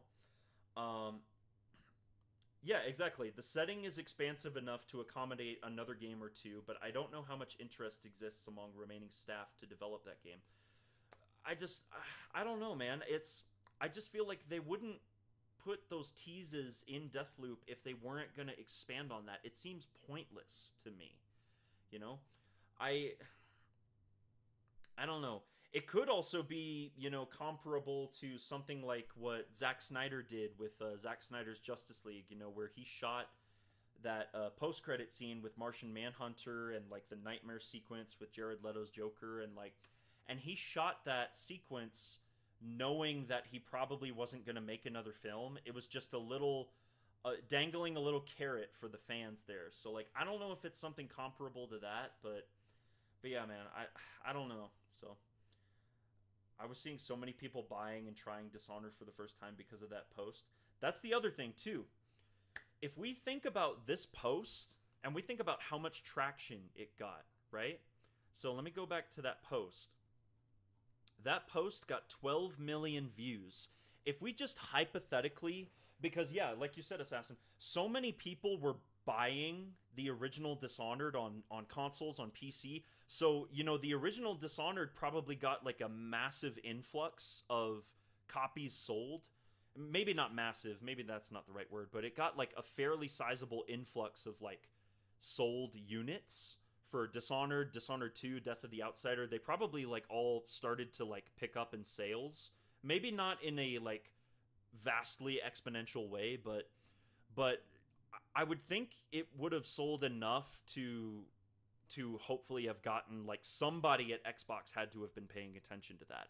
Because even hypothetically, if we treat the 12 million views thing as like a legitimate number, even if we treat each of those views as one copy sold, even if half of that was a copy sold, you'd still have 6 million copies of a potential Dishonored 3 sold. If 6 million of those 12 million views were legitimate, you know, maybe my math is like all over the place, but I hope what I'm saying here makes sense. But like, if even 1 million of those views like equated to sales, like you've sold 1 million copies. If 2 million views, it equated it, like hypothetically, right? I'm not saying that would actually happen, right? Because a view on Twitter, on the X algorithm, it can come from like a variety of different places. But yeah, so I think that there is, and I also think it's been long enough, right? It's been long enough since Death of the Outsider turns 10 next year. Dishonored 2 turns 10 this year, this November. I think it's been long enough that people are missing the Dishonored franchise, and I feel like there would be some financial incentive to like, okay, let's develop a Dishonored 3, like, and especially now with, you know, we still have to wait and see, obviously, how she kind of like does or does not rock the boat at Xbox and Microsoft, but we need to kind of see how Asha Sharma is going to lead the Xbox division. But I feel like if the Dishonored franchise was kind of like just left to languish under Phil Spencer's leadership and Sarah Bond and all that, and Asha has done, at least so far, a decent job of like listening to fan feedback and incorporating that, it's like after Blade comes out and hopefully like just blows up and becomes a huge success like Indiana Jones was, or even more so of a success, why not do a Dishonored 3? Like, you know, you can call it Dishonored 3 and you could still set it in the universe. You just set it at a different point in the timeline, you know. It could be a pre-sequel, you know, like a prequel sequel like Red Dead Redemption 2. It could be an actual sequel, which is what I would like to see. I personally would just love to see a brand new cast of characters for Dishonored 3, but you still maintain some of the elements of the previous games. You know, you still maintain the void, the powers, the open-ended level design. The Empire of the Isles is still a thing, right? So like, yeah, I just there's so much that people could do with it, man. I just think it would be such a wasted opportunity if Dishonored 3 didn't happen, especially now, especially after this post, man, because again, it's crazy. So their newest hire, Matthew Ball, is specifically looking at reviving storied franchises under Microsoft. What fits that criteria better than Dishonored? Bro, that's what I'm saying, dude. And yeah, I saw that they hired that guy, and his sole purpose is to find languishing IPs that are owned by Xbox and Microsoft and like find ways to revive them and bring them back into the conversation and into the zeitgeist in a meaningful way. So absolutely, it's like, why not? Dishonored is a perfect fit for that system there, right? So they could also do a prequel, have the main protagonist be the first person who interacts with a being before the outsider, getting their powers from the void. Yeah, and you know, they teased that in Death of the Outsider. They dropped like lore hints that there were other gods of the void before the outsider existed. There were other supernatural deities that existed. Give me a Dishonored anime, bro. Unironically, a Dishonored anime would slap, dude. That would slap 100%. Or even just like an animated series or a TV show. I feel like a live action TV show would be really interesting. I'd like to see that at some point, but who knows? I want a sequel to see the impact of Death of the Outsider. Can be different location and characters, but show us what happens. Yeah, exactly. That's what I would like to see. I know that everybody suggests that. Yeah, no worries, Red. I appreciate you jumping in, man. I hope you have a good one, and hope we get to talk real soon. So, I know that everybody suggests like, oh, we need a game set on the Pandician continent. We need a prequel. We need this. We need that. It's like, I have always felt for years that the most realistic thing that Dishonored 3 can do is new setting, Tivia, because I'm dying to see Tivia, dude. I want to see a Russian and Eastern inspired setting, you know, because we've gotten the ones that are inspired by Victorian era London with Dunwall. We got the ones that are inspired by Mediterranean countries like Greece, Spain, Italy with Karnaka, Serkonos. I want to see something that's more Eastern inspired. So like Russia, you know, because basically, I've read the Corroded Man novel, right? And there's a sequence in that novel where they talk about this wide tundra that's like right in the middle of the island of Tivia. It's basically Siberia, dude. It's like real world Siberia. But like, give us like, I would kill to see ARKANE do like their take on like a Moscow, Russia, you know, like the Kremlin, but in the Dishonored universe. Like, just imagine what that would look like. That would look so crazy. But yeah, so that's what I picture for the third game. And then you just introduce brand new characters. Like, yeah, the Caldwins, that's in the past. Corvo's dead. Emily's probably a great-grandma to some descendants or whatever, you know? Billy's... Billy's the one, like, dark horse, right? Because Billy Lurk has, like, this weird thing where she, like, time travels in some of the comics and stuff. I need to catch up with some of that. There's still some books and... There's some novels, Dishonored novels and comics that I still haven't read to this day that I need to sort of catch up on and educate myself. So she could be a dark horse. And you know, honestly, if if there were any characters that were going to return from the Caldwin era, I feel like Billy Lurk is the most realistic one because of her sort of like, they establish in one of the novels or one of the comics that she has like sort of this ability to travel between timelines or travel through time or something. I don't know. It's Arcane Studios we're talking about here. They could figure it out, but yeah, I think it'd be such a wasted opportunity, and I feel like there's still, and again, this speaks to what I'm saying earlier. There's still life left in that franchise, and so if Dinga and Sebastian are saying they're done with it, why would you guys say you're done and then put these little teases into a game like Deathloop, which by all accounts, Deathloop is so separate from Dishonored by and large that those sort of connections are so minimal. So why put them in there in the first place? Why go through the effort of connecting Deathloop and Dishonored and having them take place in the same chronology, the same universe, the same timeline, right? Like, this is my line of questioning. Why would you go to all that effort to do that and then say, yeah, we're not going to do another Dishonored game? What? Like, are you crazy? You know, so I think best case scenario is shut the fuck up, Assassin. God, I hate that shit, dude. Best case scenario is Blade comes out next year. It pops the fuck off, which I really think it will. I think the fact that Arcane got their hands on the Blade and Marvel license, that's going to do so much to help them. I was one of those people that, like, foolishly, I was so naive back then, dude. This is why, like, I want to do another stream in the future where we just go back and watch some of my old videos on, like, Redfall and shit that have just poorly aged. I really was one of those people that was like, yeah, Redfall's gonna, like, get them in the stratosphere. People are gonna check out their stuff. That did not happen at all. I feel like Blade is actually gonna be the opportunity for that to happen, where Blade comes out, it pops off, it sells copies, it moves units, it gets people into Game Pass, or it sells copies on PS5 or PC or whatever, and it does really well. It reviews well with gamers and critics, and then that's the game that, like, really boosts the Arcane name into the zeitgeist. People just completely forget about Redfall and are like, "Ooh, let me check out the Dishonored games," and it like domino effects or butterfly effects from there, right?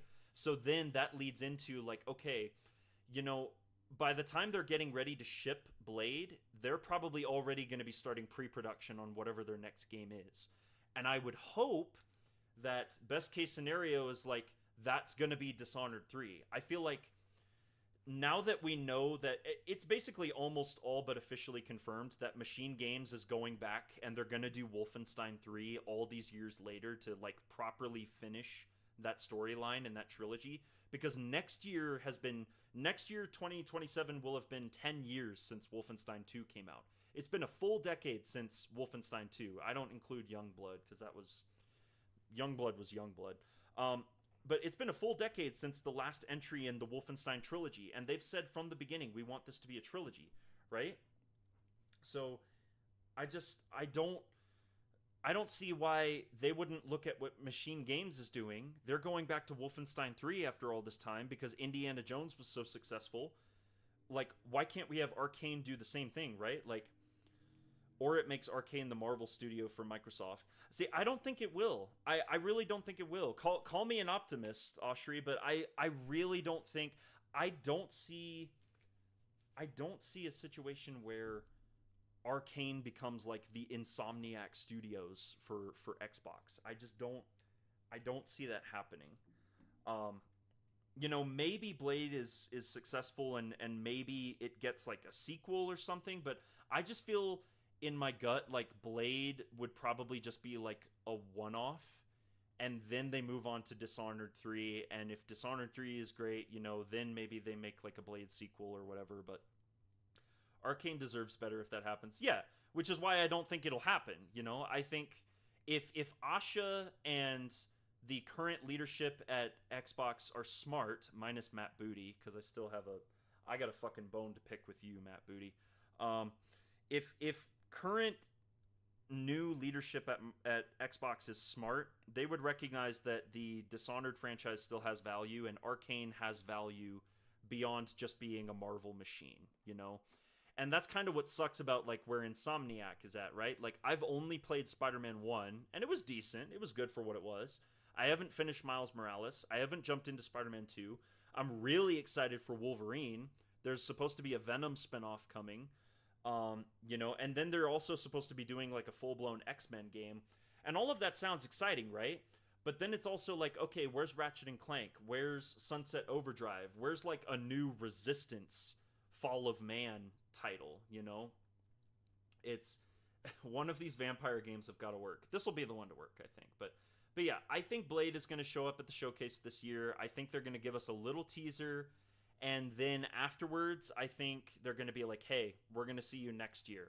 And I think that we're going to see Blade at the Developer Direct at the top of 2027. And that's when they're going to be like, yeah, we're coming out in fall of 2027. They're not going to like state a release date just yet. And then once we get into the summer for the Xbox Showcase next year, then they'll say, hey, we're coming out in November or we're coming out in October of 2027. That's what I think is going to happen. That's my prediction. So, but yeah, the next Ratchet and Clank game is slated for 2027 due to the leaks. Oh, really? Oh, okay. So, well, that's good to know that they're still doing Ratchet and Clank. So that's good. But yeah, I would like a new Sly Cooper, a new Jack and Daxter game from Naughty Dog or Sucker Punch, but that's not going to happen in my freaking dreams, dude. But yeah, no, I feel in my heart of hearts that I just don't think Arkane's going to be a Marvel machine. At least I would hope not. But yeah, so that's my prediction there, and I my faith in Dishonored 3 happening at any point in time, I was really waning for a while there. I really was starting to believe, like, dude, we're just never going to get a Dishonored 3. That Twitter post, though, man, I really do feel like that did so much to, like, bring Dishonored back into the conversation, into the gaming zeitgeist. Like, I feel like now, unironically, I still can't fucking believe it, dude, that, like, a Twitter post from some random account, which I started following him. He's a super nice guy, by the way, but, like, just some random Twitter post about how the original Dishonored has so much sauce that might just butterfly effect or domino effect into us getting Dishonored 3. Like, that's just insane. Yeah, Prototype, man. That's something that you and I discussed, Assassin. That is, like, one of my dark horse predictions for the Xbox Showcase this year, because there were some rumors floating around about a Prototype remaster or a remake, because Iron Galaxy, who typically handles a lot of remasters and stuff, they were added to the list of credits for the original Prototype for some weird reason. So the game was, the original Prototype and Prototype 2 were updated on Steam, and it added some names to the credits, and it also added something about Ubisoft Connect. So one of my dark horse predictions for this year's Xbox Showcase is we're going to get some sort of Prototype remake or remaster, which would make me, like, next to a Blade, like, gameplay teaser or a Dishonored 3 announcement, would make me the happiest fucking guy on the planet, because, guys, I love Prototype. Prototype is awesome. It is just a great power fantasy superhero, like, anti-hero game. I love the Prototype. Prototype 1 and 2 are awesome games, bro. I love those. So if we got a remake or even just a remaster, I would be happy with a remaster too. If they polished up the graphics, you know, brought it into the modern age, updated the gameplay, man, it'd be really interesting. And yeah, Gaius, the workings of the algorithm truly are inscrutable. Yeah, you just never know, right? That post blew up and it got 12 million views, man. But it brought the Dishonored, it brought attention back to the Dishonored games, like, as an IP. It brought attention back to it. Even even the official Bethesda and Xbox Game Pass accounts were retweeting that post, dude. Like, it got so much traction. That's why I feel now more than ever is like, if they're gonna do Dishonored 3, now would be the time to do it. Like, when you're starting to get close to getting Blade across the finish line, it's got to happen now. It has to happen now. If Machine Games is doing Wolfenstein 3, we can get Dishonored 3, damn it. You know, so... Anyway, I swear to God, if Sony and Microsoft give us a remake or new game for Infamous and Prototype respectfully, yeah, dude. And yeah, that's the other thing, too. That's the other rumor that's floating around, right? Like, that we're apparently going to be getting some sort of Infamous... We're going to be getting something Infamous related from PlayStation. Wouldn't it be so funny if both those games release around the same time, the Prototype remaster / remake, or the Infamous remake / remaster, or whatever they're doing with Infamous, if they both release around the same time, and that debate of like which one is cooler or edgier gets reignited? Because I remember that shit in 2009, bro. Me and my brother were living it. My brother was hardcore. He was on the Infamous hype train, and I was on the Prototype hype train, and it was like butting heads, those two fandoms. Like before the games even came out, we were just arguing over which one looked cooler, and apparently that was like a wider conversation happening in the gaming community. Wouldn't it be so funny if we got a fucking repeat of that? Like, time is a flat circle, dude. It really is. I just... that'd be so funny. I'm waiting for Darksiders 4. I've been waiting since 2011 for the sequel to the first game. Didn't they announce a Darksiders 4? I feel like they did. No? Yeah, 9 months ago. Official announcement trailer. Darksiders 4. Okay, let me pull this up, actually. This was the... Knock, knock, Capital One Bank guy. I just moved into the neighborhood. No, Charles Barkley, I want nothing to do with you. All right, let me see. Darksiders 4.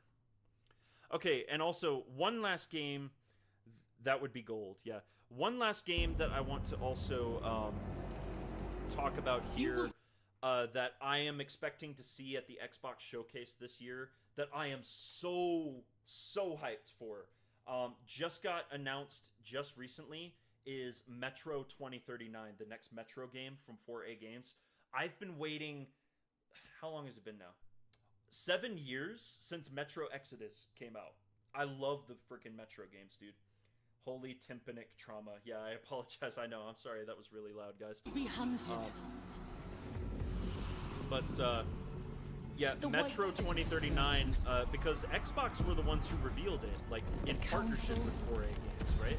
So I expect that we'll see a deeper look at gameplay there, because they're saying that's going to come out later in 2026, like in winter.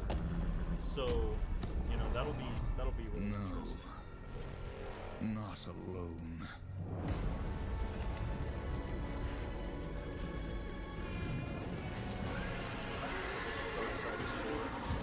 Okay, so are they going to have all 4 horsemen in this? I've never actually played the Darksiders games. Are they any good? I've heard really interesting things about them, but I've just never dug into it. Gunfire games. Aren't they the same guys who made Remnant from the Ashes? Remnant from the Ashes was really good. I played that one a couple years ago. That one was really interesting. So, but yeah, dude, Metro 2039, bro. God, I've been dying. And I still need to play Stalker 2. I still haven't played Stalker 2, man, but like I have been dying for another Metro game, bro. Yeah, well, yeah, Assassin Metro Exodus was announced at the Xbox Showcase, I think, one year. That was where the game was, like, shown off for the first time and properly announced. Bro, the Metro games are so good. I love the Metro games. They're just so immersive, atmospheric. Like, one of the most immersive first-person narrative games that I have ever played. Like, these games are so incredible. I cannot wait for this. A lot of people had issues with Metro Exodus going more. Yeah, Oshri, it is more of a, just like you said, right? Like a lot of people did not like Exodus's focus on more like not open world, but more open like sandbox areas and like leaving the metro, going out on the surface. This one is going to be really cool, and they're saying it's coming in winter. So if it comes out, you know, like I hope it's like 2020. I hope it's 2026. It's always possible that it might slip into maybe like January or even February of next year. That's always possible because people are going to try and get out of the way of GTA, right? But yeah, I loved Metro Exodus. I enjoyed it for what it was. But I'm also one of those people that, like, time went by, and I'm like, man, I just miss the tight, linear design of the metro tunnels and just how suffocating and how claustrophobic it was. I predict 2027. And you might be right, because when did Metro Exodus come out? Let me see. Here, let me actually, while we're at it, I want to go and find the original reveal trailer for Metro Exodus. Was so sick, dude. Metro Exodus, where was it? It was the announce trailer. Announcement trailer. Let's see. E3 2017. It was that long ago. My God, dude. That's insane. It was that long ago, man. This was my horror experience before I became a fan of Resident Evil. Let's go. Yeah, and they have the song from the 28 Days Later franchise in here. The one that goes... Dun, dun, dun. God. This trailer, man. I remember when this trailer showed up at E3, at Xbox's E3 showcase that year. I got chills watching this trailer, bro, for the first time. I was like, holy shit, it's the next Metro game. I was so hyped. Yeah, man. But yeah, it was like Metro Exodus was really good, but yeah, they got out of the metro tunnels, they got away from sort of the roots of the franchise. So I am excited about this one, right? Like, it's an opportunity for them to go back to the roots of the series. We have a brand new protagonist because presumably it seems like Artyom's story is pretty much done. Their seeming 4A just seems to indicate that Artyom's story after Exodus has been told and is done. Exodus's last level was pretty though. Really gave the vibe of the first game. Yeah, man, when you go through, what is it? I think it's Novosibirsk. When you go through those metro tunnels at the end, that was really cool. Oh, wait, I've seen this trailer before. Well, it's similar to the, this is where he jumps onto the train at the end. I think so, yeah. This trailer back in the day, Assassin, was so fucking high. E3, this was when E3 was still around. E3 2017. Just absolutely crazy. But yeah, he's fighting the, I think these are called the Watchmen. It's like these like mutated dog things. The Watchmen. Yeah. And then Nosalis is what he's fighting in the Metro 2039. But yeah, this... Man, well, not for this, but like Metro 2039. Yeah, so he goes outside, and then we go and we see the first hint of like, so he takes off his mask because he can actually breathe the air. And this was the Volga level. Bring back E3. Yeah, dude, I miss E3, man. E3 was so hype back in the day. I remember seeing the original, that was where I saw the original Dishonored for the first time and where I learned about Arcane was at E3. E3 2011 or 2012. Last Light is my favorite. Last Light's great, yeah. All of them are excellent in their own way, right? Like 2033 is great, Last Light is great, Exodus is great. I think Exodus, the more that time has gone on, Exodus has become more and more divisive, because people just didn't like certain things about it, but I loved Exodus, again, for what it was. I loved it for what it was. But yeah, I am excited for them to go back to their roots with this, and I'm just excited to step back into that universe. Because in the trailer, in the CGI cinematic they released, like, they're teasing that the Dark Ones are coming back, and we know that the Dark Ones sort of, like, faded out of the storyline But they've always sort of been in the background, so the Dark Ones are coming back in this one, presumably. We're not playing as Artyom, we're playing as this guy called the Stranger, who's fully voiced this time. They're gonna do a voice protagonist. I'm a little iffy about that because I liked Artyom, I liked the silent protagonist, so I'm a little iffy about that, but, you know, we'll see what happens.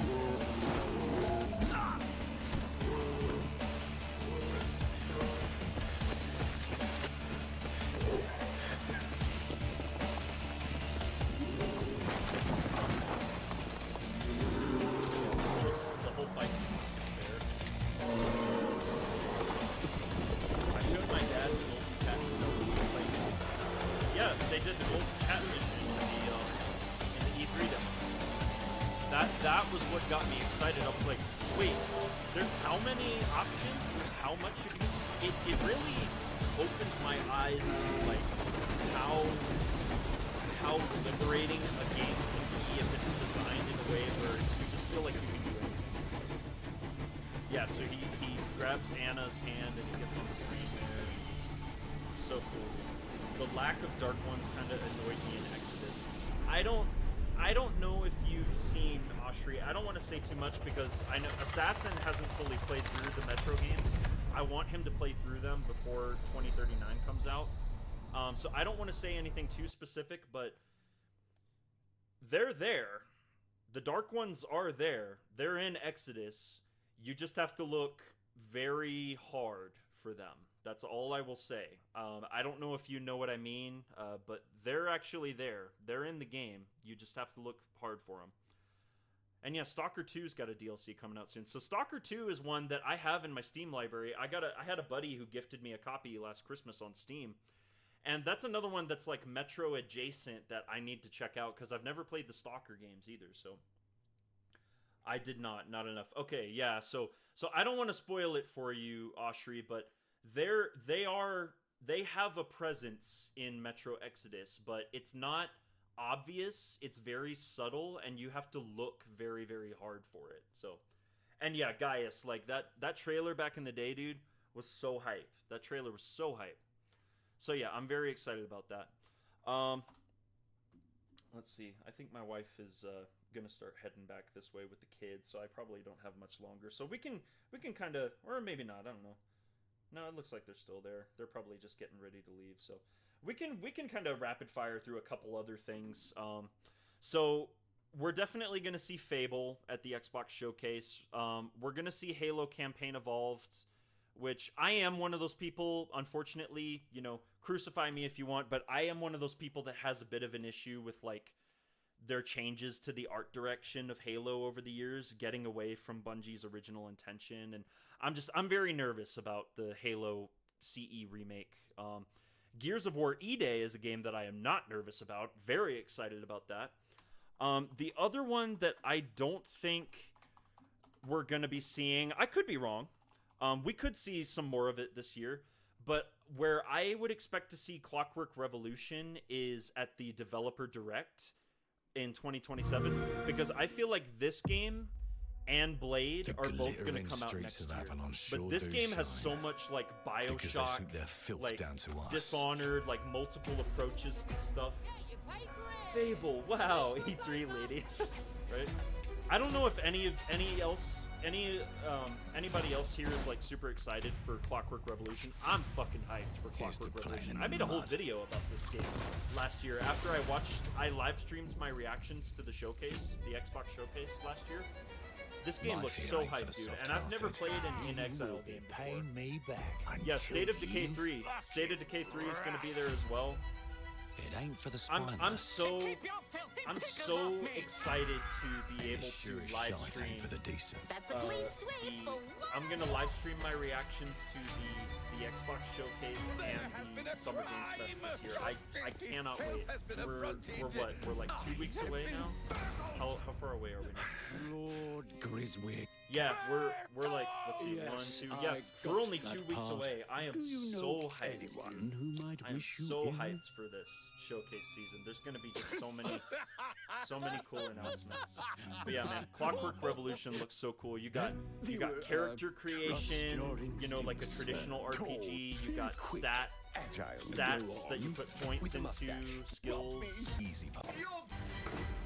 and the time travel aspect and the gameplay and the choice and consequence and dialogue. I'm skipping through it a little bit here, but yeah, Austria, I'm so excited for this one. This one is well armed.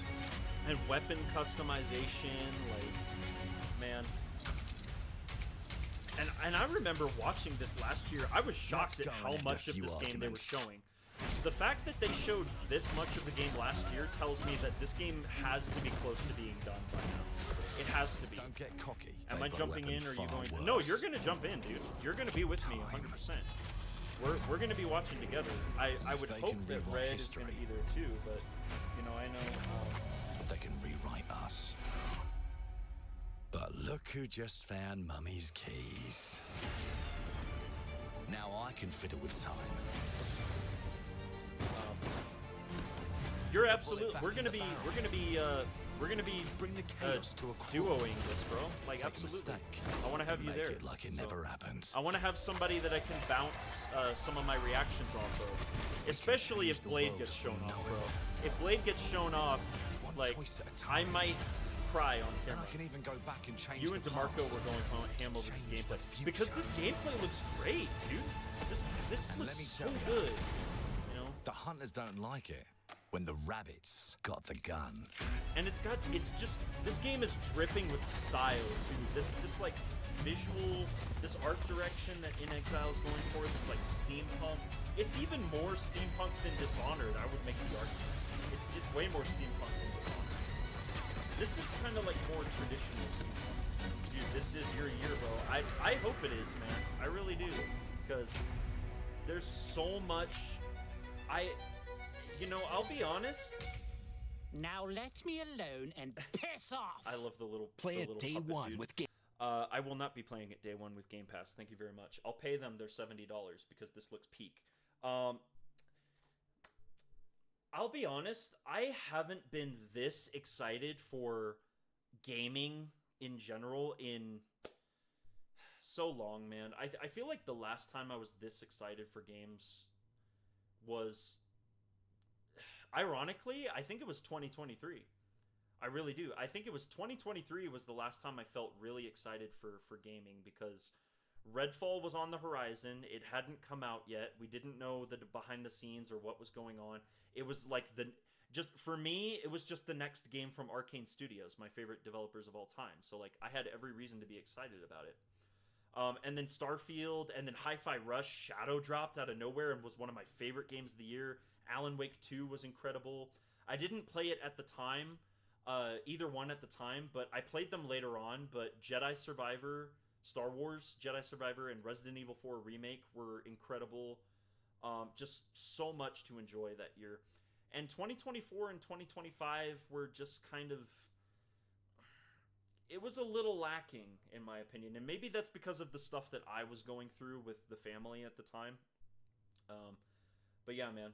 We're going to see ARKANE, Remedy, and Capcom. That's enough peak to convince me. Yeah, no, well, we're going to see a lot more than just them, though, dude, for sure. It's... So you know, 2025 had some good stuff in it. I enjoyed South of Midnight. I thought it was good. I did the review for it. I enjoyed Doom the Dark Ages. I thought Indiana Jones was good. I just didn't finish it. I still want to do a proper review of Doom and a proper review of Indiana Jones if I can get around to it.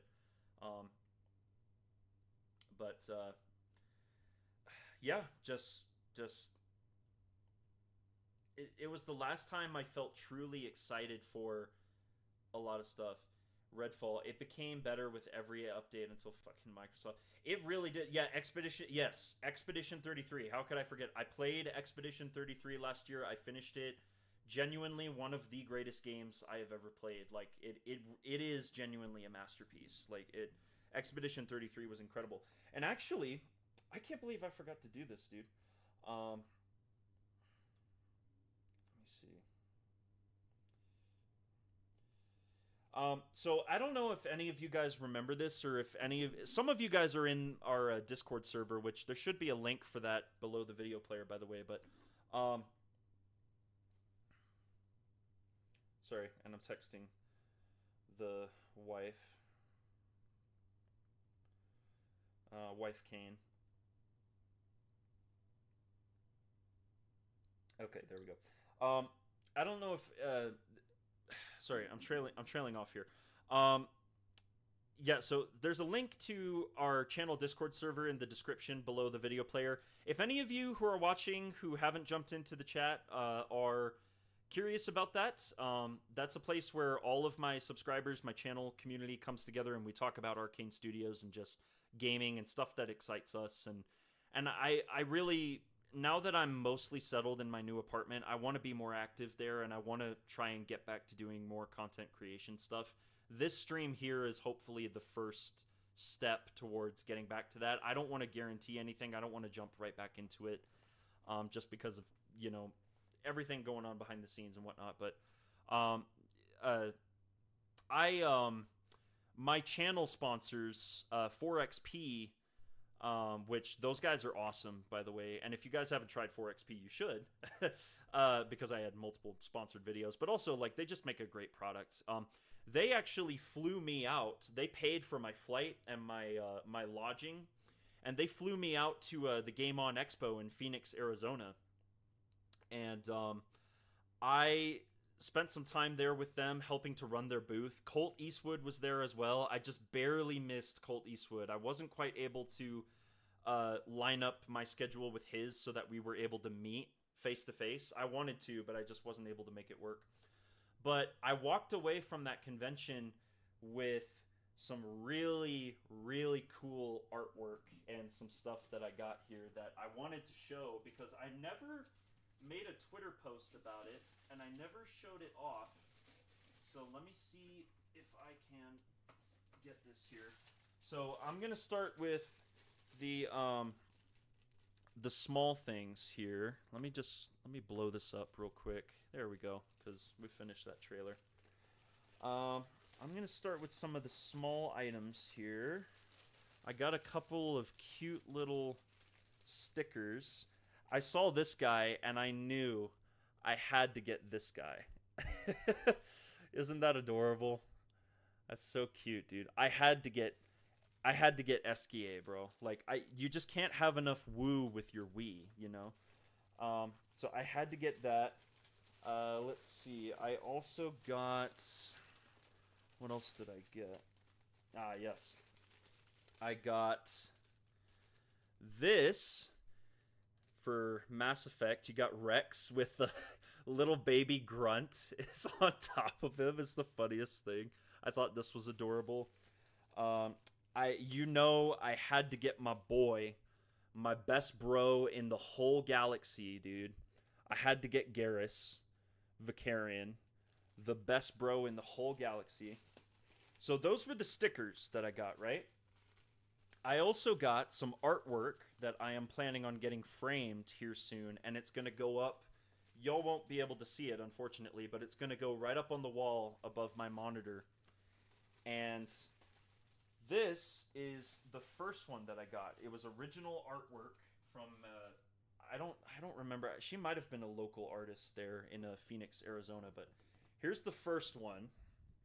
Hopefully you can see all of that. But look at that. Isn't that incredible?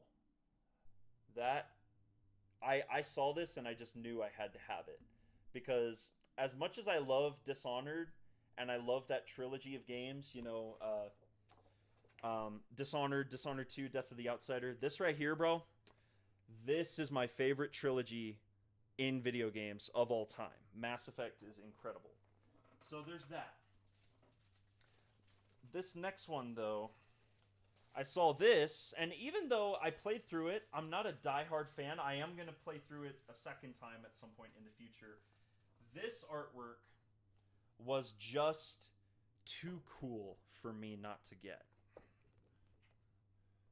Look at that. Look at that. Hopefully y'all can see that. Here's a better view of it. Here, turn it towards the camera. Look at that. Look at that shit, dude. Isn't that incredible? This is like... This one, like, man, just... And doesn't it say a lot that, like... I'm not a huge fan of, like, the turn-based RPG stuff, but I loved Expedition 33 enough that I'm like, I need to hang this shit on my wall, bro. Right? Isn't this fire, bro? Look at this shit, dude. And this is, like, this was a completely original piece, bro. Like, this chick, this artist who I met there, she was selling prints of this. Like, she made this whole thing herself. And, you know what else was crazy?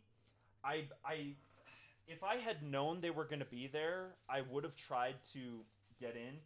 But Ben Starr and Jennifer English were at that convention the weekend I was there. They were there. And I wasn't able to... I realized... I found out too late that they were there. So I wasn't able to... go and like get autograph or photo op or whatever. It probably would have been too much money anyway, but just knowing that they were there too was really cool. So, but yeah, so I'm gonna plan on getting that artwork framed, and it's gonna go right up above my my monitor there. So that's gonna be really cool. So, all right, let me just kind of shuffle this stuff around here. Oh, goodness. Sorry, there's still a lot of stuff in boxes that I need to work on there. And yes, Assassin, Mass Effect, it's the best video game trilogy of all time, dude. Like, it really is. Like, there really isn't anything else I can say. Like, it's that good. It's so good. But yeah, that's... I got to go to that... I got to go to that convention, and that was a fun time. And obviously, another cool thing was like just how many people were cosplaying.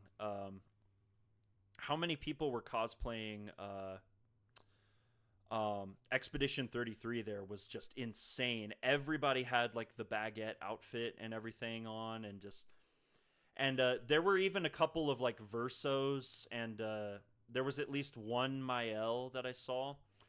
But this right here was so cool.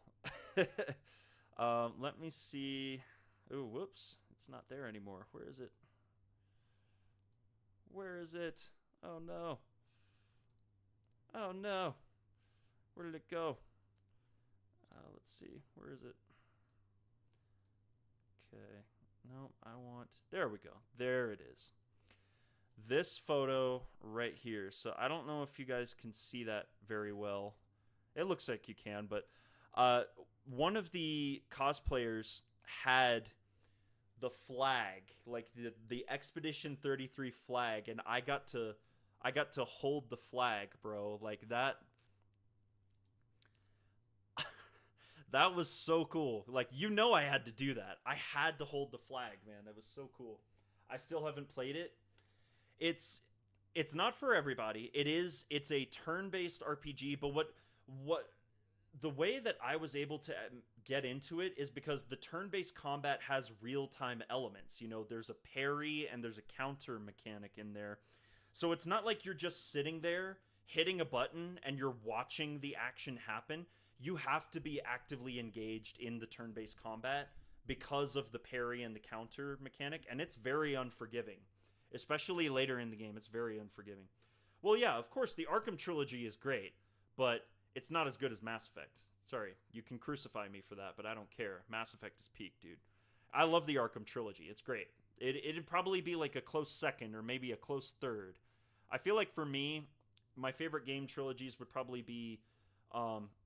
I don't even really consider Dishonored a trilogy, to be honest, because we don't even have a third game, but...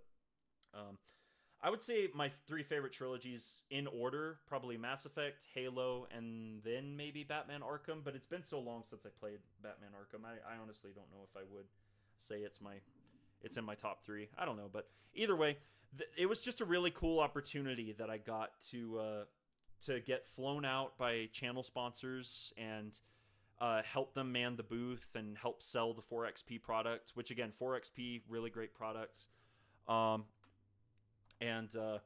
Yeah, man, that was a great opportunity, and I got that cool artwork that I'm going to get framed at some point here soon. But yeah, just really, really cool. So what else did I want to cover? I feel like I covered just about everything I wanted to cover. I didn't get through all of my predictions, all of my showcase predictions and stuff. But this is probably where I'm just going to go ahead and wrap it up here, because I don't have a whole lot left to say. But the last couple of things I do want to say is that I just really appreciate all of you who showed up here, because this, honestly, I didn't go into this saying, like, I'm not going to play any games on the stream today. I really just kind of want to take this opportunity to chat about game stuff, because I feel like I don't get to do that a lot right now. And plus, I've missed you guys, and I wanted to kind of test out this new stream layout. But I just appreciate all of you showing up. Like, no time has passed at all. So Assassin, Holly, I don't know if she's still here. She's probably bounced already. Red Wolf had to bounce. Gaius, Oshri, Jack Steer. I think I'm missing one more person here. Let me scroll back up. Noise Mofo. Just everybody who jumped in and, you know, just said hello and just, you know, wanted to chat with me about this stuff. I just really appreciate everybody. And the other thing I want to cap this off with is, once again, just a reminder, if you do want to come to the channel for the Summer Game Fest or the Xbox Showcase this year, Omega Sounds, I'm too late. It's okay. It's all good, man. You can always watch the replay. But hey, thank you so much for still showing up. I appreciate you. And it's good that you're here, because you're going to catch my last message, which is that I am going to be live streaming my full reactions to the Summer Games Fest, which is Friday, June 5th. And I'm also going to be live streaming my reaction to the Xbox Games Showcase, which is Sunday, June 7th. So if you guys want to join me for that, I would love to have y'all, love to see you there, so that we can all react together and just get excited about game announcements and whatnot. But yeah, today's stream, like I said, was just a test stream, just kind of an opportunity to get to chat with all of you guys for a couple hours and talk about, you know, why I think that Blade's gonna probably be at the showcase this year. But anyway, that's all from me for now. I can't promise that there's going to be any videos coming out anytime soon. The streams are really all that I have planned right now.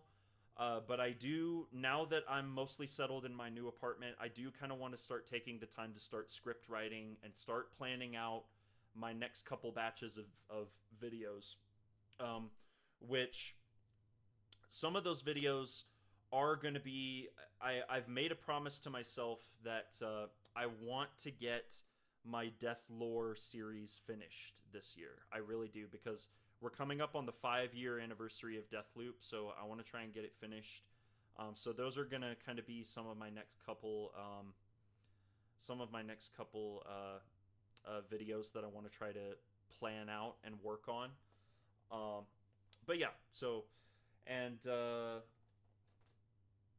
Grazer, thank you for joining the chat as well, man. I'm sorry, you joined a little bit late as well. I'm getting ready to wrap up here, but the Dishonored series of perfect GameCube games updated for Xbox 360. Play Myst and listen to Shark Muffin. Okay, interesting. Just played the Riven remake. Okay, nice. Awesome. Well, anyway, thank you guys for showing up. I got to peace out now, but it's been great getting to chat with everybody. So if you enjoyed the stream, leave a like, subscribe to the channel if you're new, check out some of the library of past content that I have. I'm hoping to get back to making some more new content. And again, reminder, Friday, June 5th, be here for the Summer Showcase if you want, Summer Games Fest. And Sunday, be here for the Xbox Game Showcase, because I'm going to react to both of them. So Sunday, June 7th, Friday, June 5th. Appreciate y'all. Have a great Memorial Day, and I will see you guys in 2 weeks. So peace out.